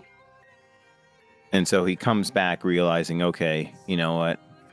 When I have time to devote to this, this might be the direction to go, which, of course, is a hint at what's going to happen next. So good stuff. Anybody else got anything to slip into those 3 hours? Yeah, I might need some time away, so no. Just keep it watching. Cool. Spell goes off from Isabel, which probably feels weird for everybody because there's the ritual and it's building up and then nothing happens. Oh, really? I thought it was like this marine layer flowing in or something. Well, that's because it's hung. Yes, because it's hung. Right.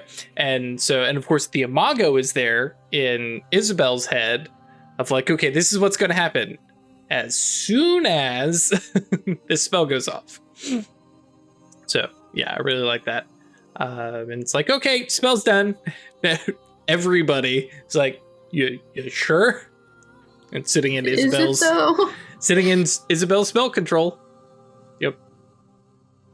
As is, I guess. She like turns back around with time sight to look at it. Like, what have I done? What did I just do? I like that. So where are we at? Okay, yeah.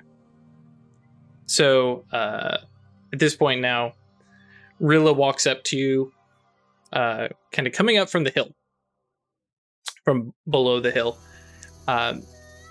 She looks little tired. Got little bags under her eyes. Got a little bit more wrinkles at the corner of her eyes. Whoa. Some like frown lines. Her clothes have changed a little bit. Oh, she's also walking with a cane.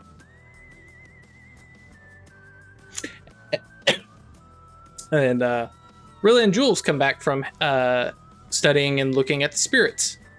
And you hear that Rilla gasp. Jules go, what? Oh, what? The older Rilla just kind of stands there, has that like classic stance of the cane held in front. Hello. Oh, shit. Language, dear. Have you been writing to us?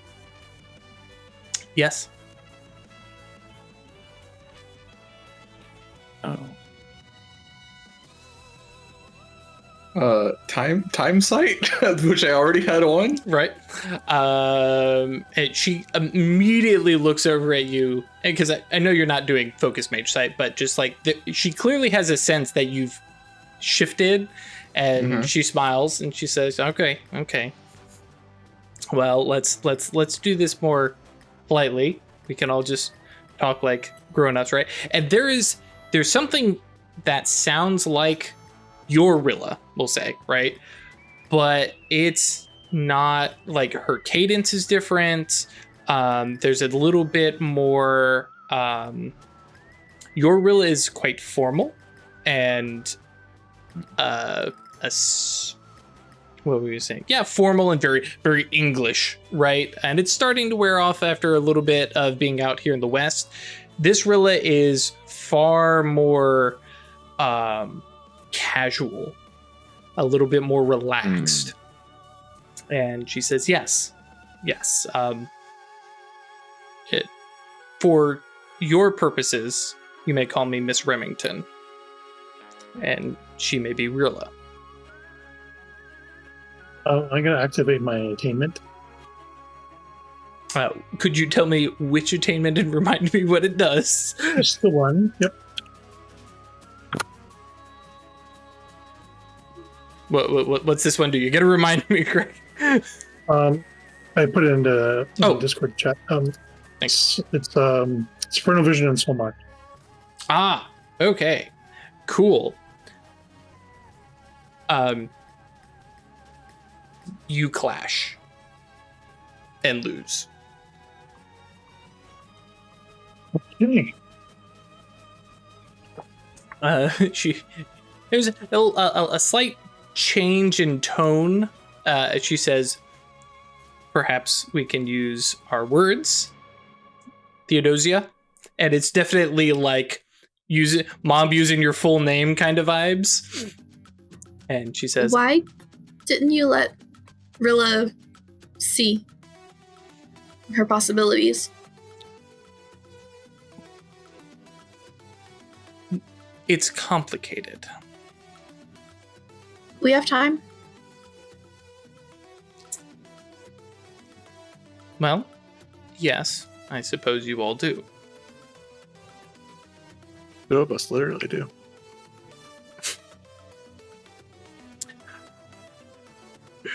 Well, and you can see, like, she keeps looking over at Uderzaz, and she's like, all right, well, let's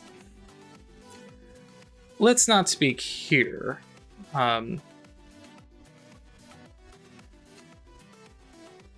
Yeah. No, this is not appropriate. Plus, I want someplace to sit. If you all will follow me. And she takes, like, a half-step turn and motions. You all have a peripheral mage sight go off as... sorry, yeah, Ralph, I can't hear you. But what appears to be a co-location door. A portal opens up. He was gonna just gorilla. Okay, one sec. And Ralph, because I know you're trying to say something. So we can do it now. So the portal opened, right, and she beckons us in. Legba doesn't move forward, but looks at Ms. Remington and says, Ms. Remington, do we have your in high speech, ask this question. Do we have your word that we will not be harmed?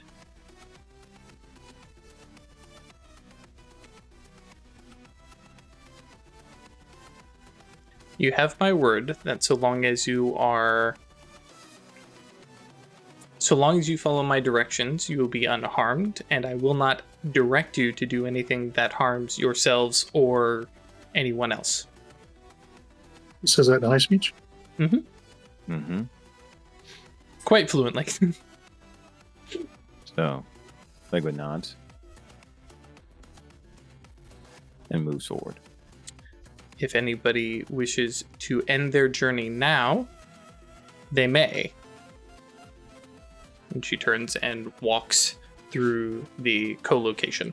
Backtracking just a step, the doorway that opens up and looks 100% into Victorian English parlor.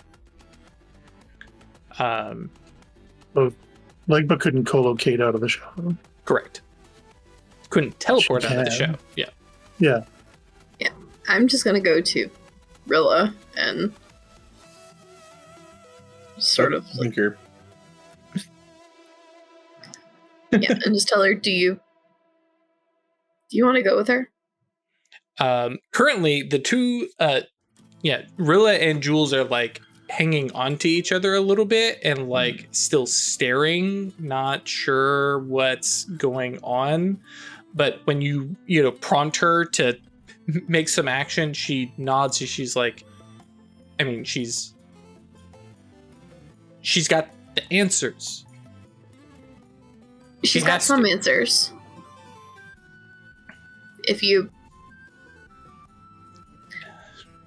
Yes. Like there's that flustered, chasing after Miss Remington. Yeah, we also had the other person writing to us. Indeed. The question I was going to ask is, I confirmed I couldn't scry, I couldn't teleport, and he assumed that he couldn't co-locate. Mm-hmm. Oh, if Rilla's going, Theo's going. I mean, she can do it because she's an archmage. Oh, no, totally. I think I was just answering Mm-hmm. Craig's musing about, Legba couldn't. This is not something he's doing. This is something that That's true. Ms. Remington is doing. Yep.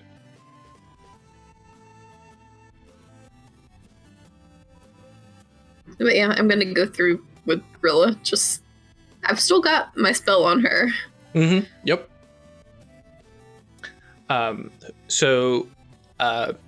Well, without making this too weird of a question, who's bringing the wagon in? And Broff, you're out again. Can't drive a wagon into a sitting room. Theo's going to shrink it. The horses. The horses I can't do, but I can definitely shrink the wagon. Sure. Do you want to roll for it, or just No, do actually, narrative? It's more of a question of who's bringing up the rear and bringing that stuff to the co-locate. Isabel. Okay. Definitely. And sorry, what was that, Ralph? Oh, your mic is working. Nope. Okay. It got handled. Okay. I was going to offer to push the wagon. Gotcha. Yeah, that's actually another option.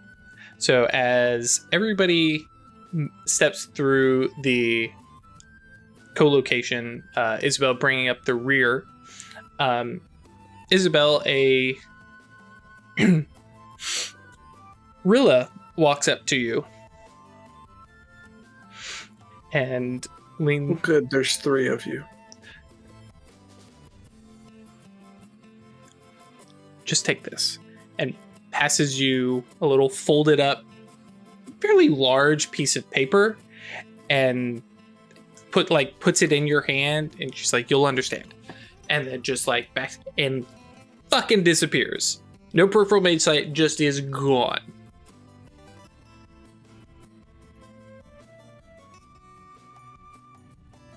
What does it say? When you open it, it's pretty straightforward. It is a couple quick bullet points. We do not serve the seers. What was the other question you guys asked or wanted to ask? Shit. We are both Rilla. Or actually, would she? Yeah, she would say, we are all 3 Rilla. Time magic is dumb. And finally, she has her own best interests at heart, but does not mean you harm.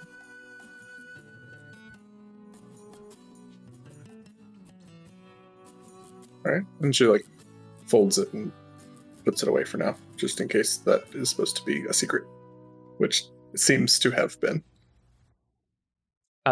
So as you step forward with the horses and the wagon, Miss Remington steps forward, looks over, and goes, yes, and just a little hand motion, which definitely seems more reflexive and not necessary, and Jose, who I imagine you have at the bridle, and everything just is gone, teleporting, and is now seen out in the very nice, lush, and manicured garden space, and definitely those horses have had some time, but this is green, this is grass, and they're like, fuck it, we're good.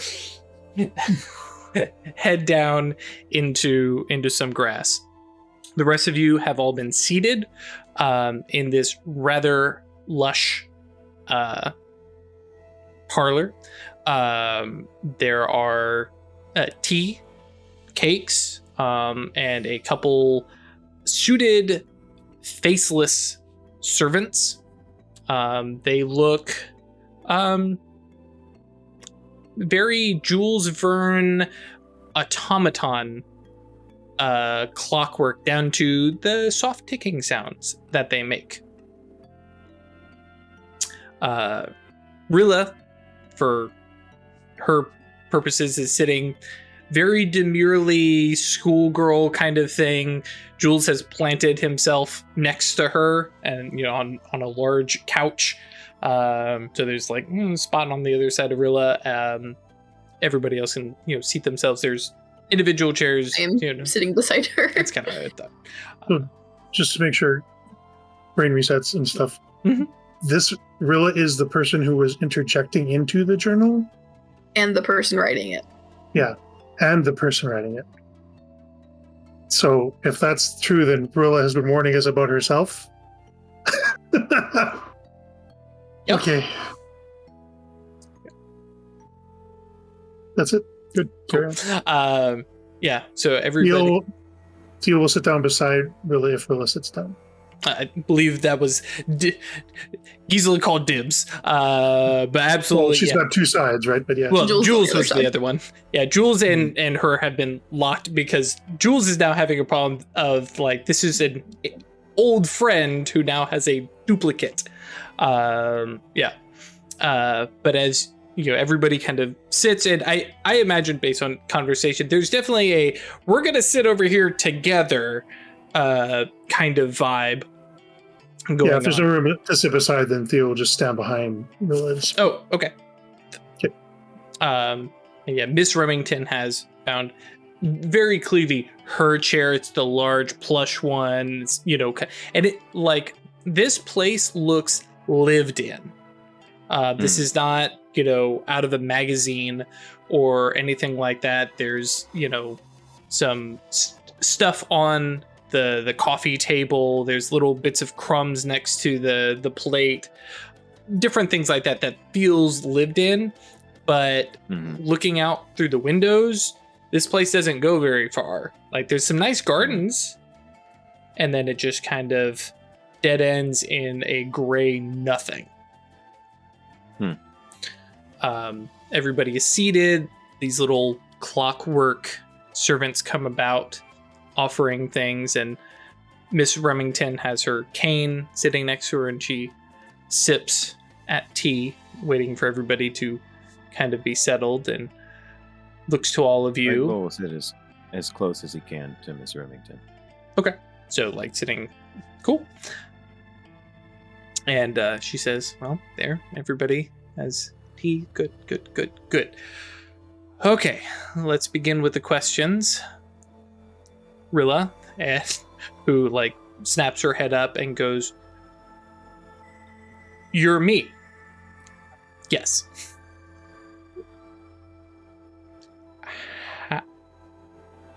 How? Well, at one time, you worked very, very hard to become the best mage that you could.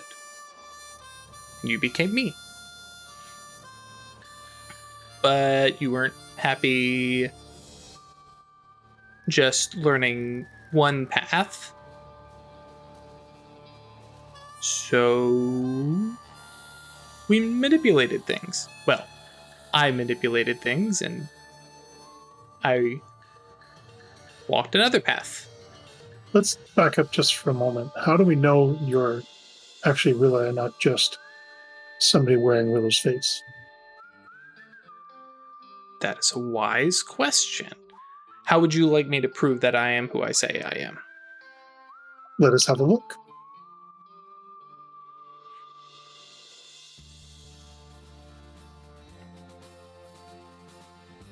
Sorry. You were not so introspective when we first met. Yes, that's fine. You can go ahead. All right. I'll use my attainment to compare souls. Oh, I like that. So I'm going to cast it here. I'm going to cast it here. What? And these are vastly different people. But there is a definite, like, trying to think of how this would appear. Like a younger tree growing into an older tree. You can still see the original. I like that. Yeah, like there's some the roots are the same, and then a different growing, a different gardener, right? Changed the scenario, changed how it grows. Yeah, I like that. What is your path? What was your path before? She smiles. She's like, yes, I was an Obrimos. Well, she's on the same path. She is, yes. Are there others? I was not as tidy as I should have been, so yes, but also no. It gets complicated. Did you succeed in making different paths? Yes, you all were wonderful helpers in my growth.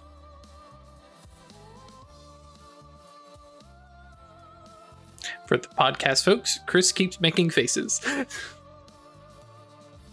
Where? Yes. I even built a little shrine to thank you all.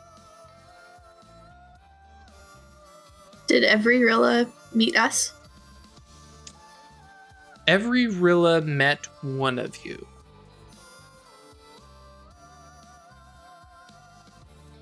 Which one did you meet? Well, I met an Obremus, Jean-Paul. I know you don't care for that name, but I met a Thyrsis, Theodosia. You all understand now?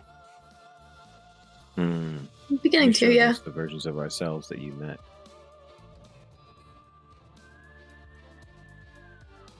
So when you succeeded in forging a new path for yourself, it resulted in new paths for us as well. There's some question of causality there, but yes, the different paths of myself met all of you in different ways. This is the first time all of my mentors have been in the same room together, actually. Did your work draw us to Purgatory Bluff? She nods and she says, yes. That was, this has been my... Project? Sure, yes. My various mentors from various lives all... She looks like she's not happy to say it, but manipulated to be in one place at one time, to be here for my awakening, and nods to Rilla. Theo is gripping the back of the couch with a white knuckle. You might even hear it creak. Mm-hmm.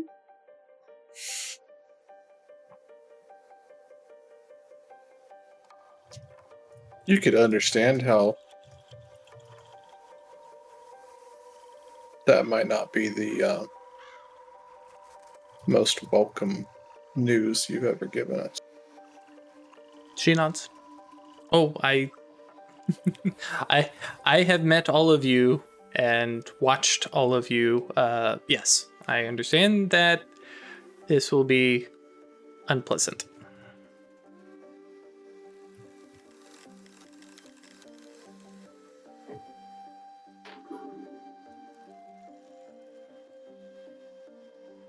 And what are we to do with this knowledge that our coven exists because our friend launched herself as a demigod into a new timeline?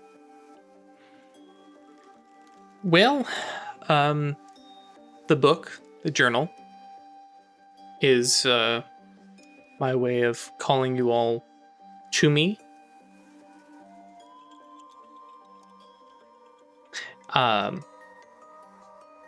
To give thanks and reward is the wrong term. Obviously, my manipulations have caused your lives to deviate, some for the better, some for the worse. Did you kill my family?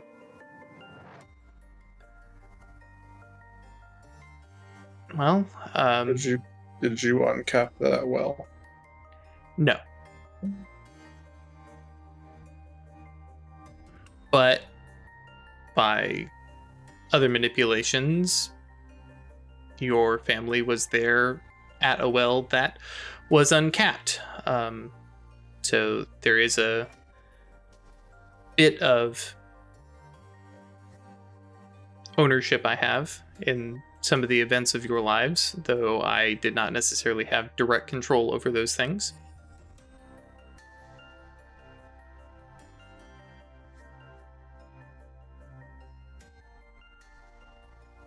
What was your Is there goal? anything? Just quick look. Is there anything stronger than tea in this room? Like moments later, a clockwork servant brings over a tray with like a couple different bottles and a couple matching glasses, so you can pour yourself whatever you're. Yeah, Theo pours herself a pretty stiff drink with a shaking hand, and you can hear the glass rattling. Yep. And like you watch as Miss Remington looks you in the eyes, and like you can see she understands. She knows. Just like tips up a bottle of tequila for a while. I'm curious. Is there a path we can walk? Well, let me rephrase that. In the paths we are now walking, is there a way that those paths will lead to the place you are now?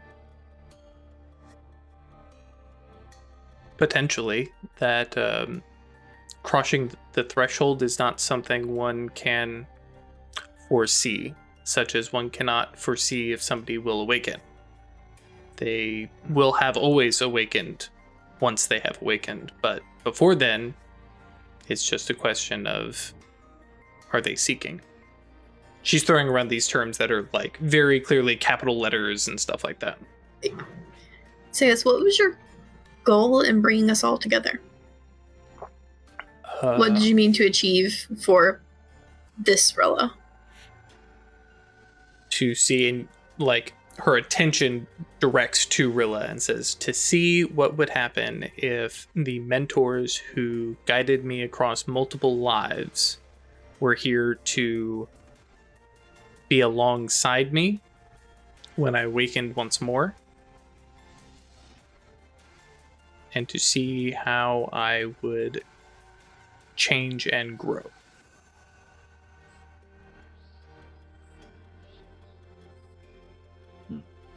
Did you always have a destiny? Or is that hers? Well, that would, yes, that is uniquely hers. Which is some of the cause for my study now. Something new that you didn't foresee? I make it a habit to not foresee what my other selves may do or become. It gets boring. Yes.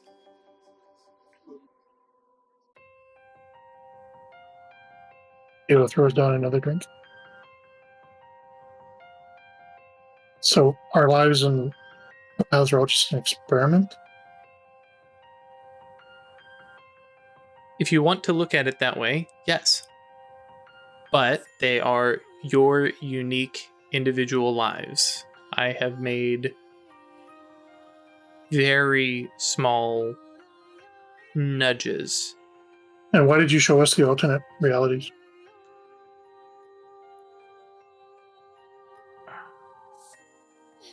She kind of nods, and again, it's one of those not super happy, but she says, to let you see the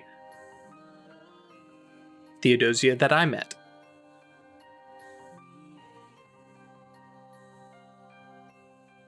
see the Gisela I met. She nods to Jules to see the Jules that I knew first and who awakened.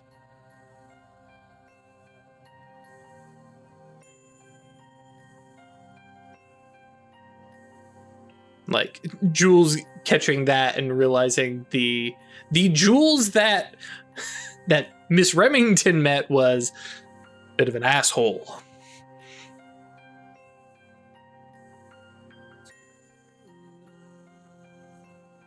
What now? Well, yeah.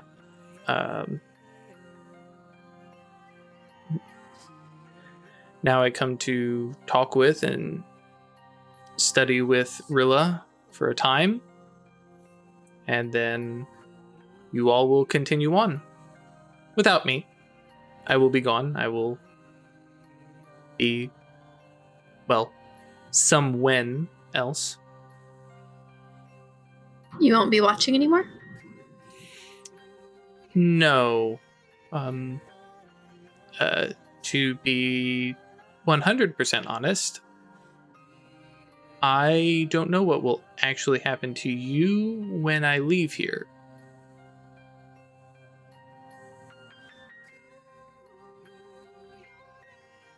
That doesn't exactly inspire confidence, Miss Remington. Yeah, can't you send us home? Oh, no. Or do you mean like when you redo your timelines again to play with another life? Yes, exactly that. I do not know what happens to this timeline when I leave it. I will ensure that you all return to Fort Lyon, where you may sell the goods off of the wagon, and you may return back to Purgatory Bluff. I will not meddle with your lives any further. You will likely never see me again, but Rilla will stay here with you all. Isabel pulls out the piece of paper and hands it over to Rilla. You care about us? Did we care about you? Rilla is like looking over this. Yes, you were all my mentors. You taught me well. Some of you were harsher mentors than others. I'll bet. Yeah, and like there's definitely because Isabel as a mentor would have also has some other connotations to what that means about that Rilla. Yep. Yes.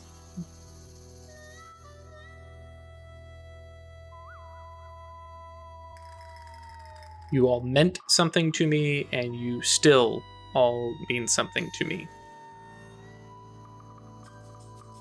That is why there is a shrine to you all. That shrine exists across timelines. That comes with me.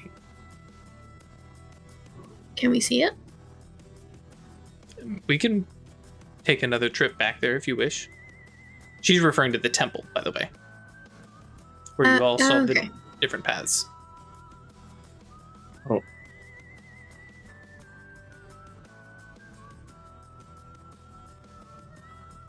So what did you ultimately get out of all of this? The term that we use is called quintessence. It is like a yantra mixed with mana mixed with yes. It allows us to do amazing, impossible things. You consider the impact of your actions on us? Yes, Was that even a factor? it was.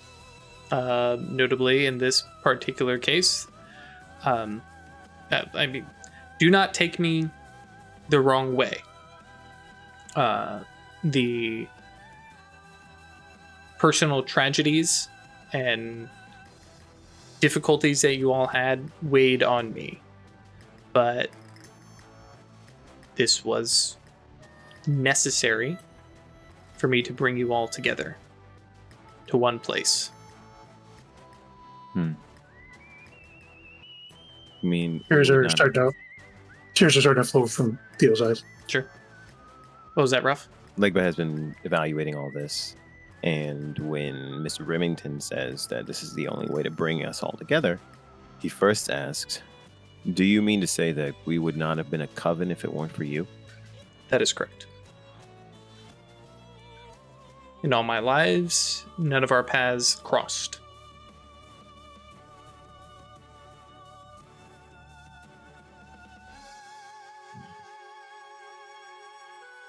You all never would have known each other.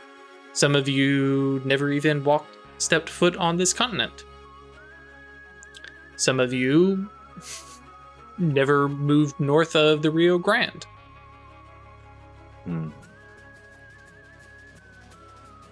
Okay. You knew us. Now we know each other.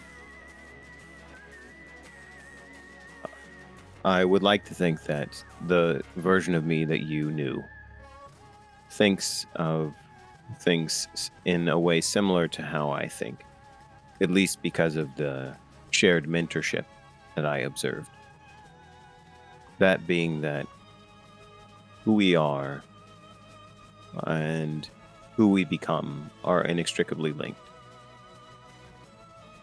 That there is a chain that connects us. That we can never completely abandon who we once were. That there is import in the choices we made in the past. They linger with us, even if we make different choices in the future. And now we've met you in your present form. And I want to know this. There's something I'm obsessed about. I want to know if we can all reach the threshold together. If that is a possibility. If we can all seek it together. I want to know, as far as you know, if continuing as a coven is in our best interests, or if this will limit us from achieving the goals that really matter for those we care about and for ourselves. Well, no matter what answer I give you, it will change the future. But I do know it is entirely possible that you all reach my level together. It is possible that you all ascend together. These things are possible. But there's also things that you all wish to do that may separate you all. But there are many things in the future that are possible. And out of my respect for all of you, I don't plan to look to see what your futures will be without Miss Remington being here. Of course. So then, is it ever wrong to seek the threshold? I don't think so, but that's me with my experience. I'm sitting here having crossed that threshold.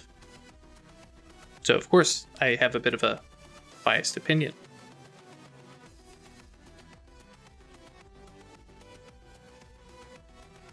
Okay. As Legba starts to get a little thoughtful, she looks across over to Baba Sarah and says, I have a plan. Oh? I told you all, I brought you all together to thank you all. That would be very poor of me if it were empty words and no action.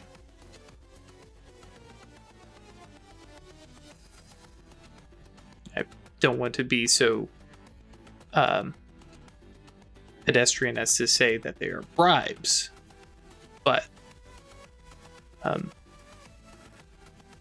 I do wish to give gifts and thanks and reparations for changes in your lives, which admittedly were at least started by me. There's some harm. To solve your conscience? To be blunt, Theodosia, no, my conscience is quite clean. But Well, good for you. it is up to you all to accept or deny my gifts and thoughts and plans. And that will weigh on me, but that is your decision to make.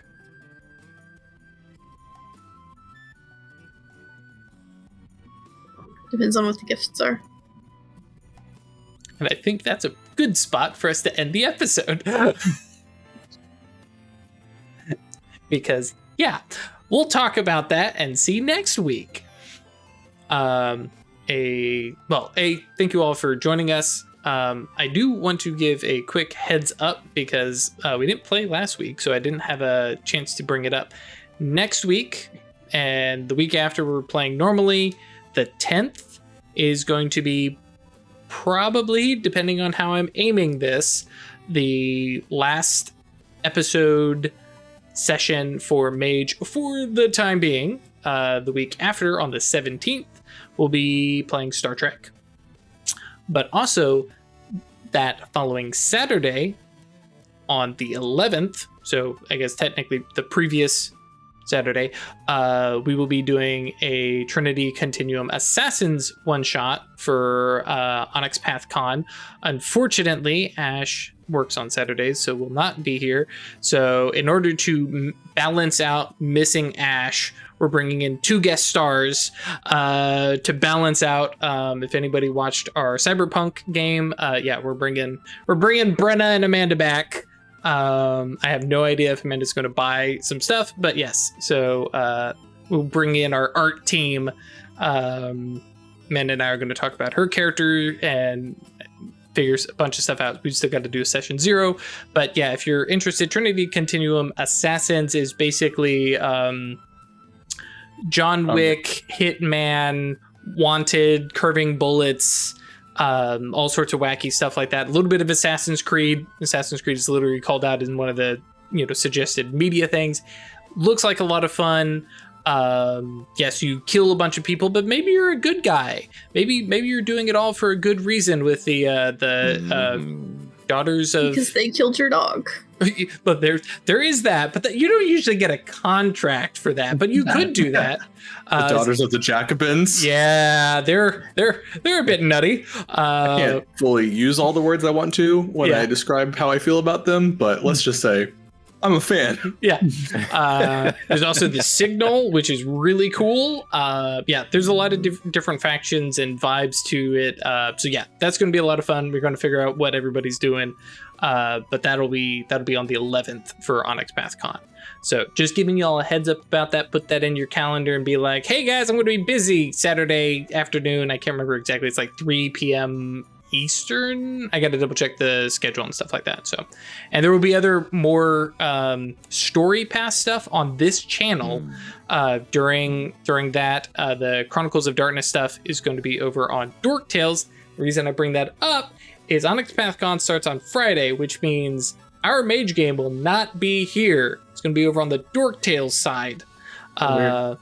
Yeah, it's going to be weird. But Dork Tales, if you're not already following them, are totally worth following. They do a bunch of mage Victorian stuff. They're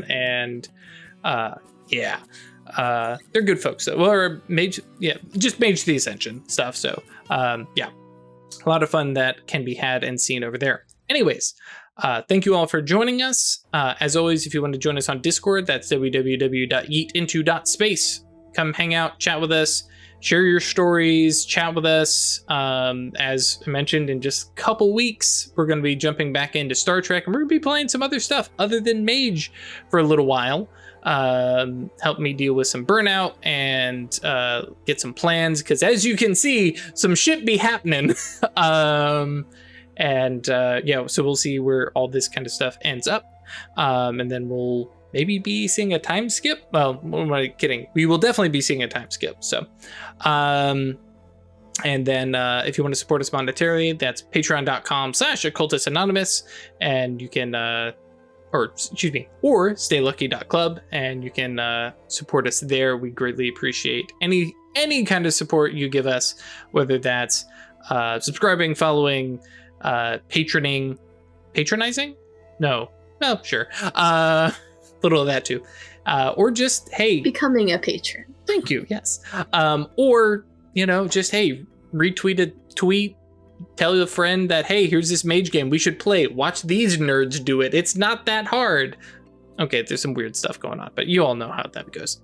Otherwise, thank you all, and we'll see you next week.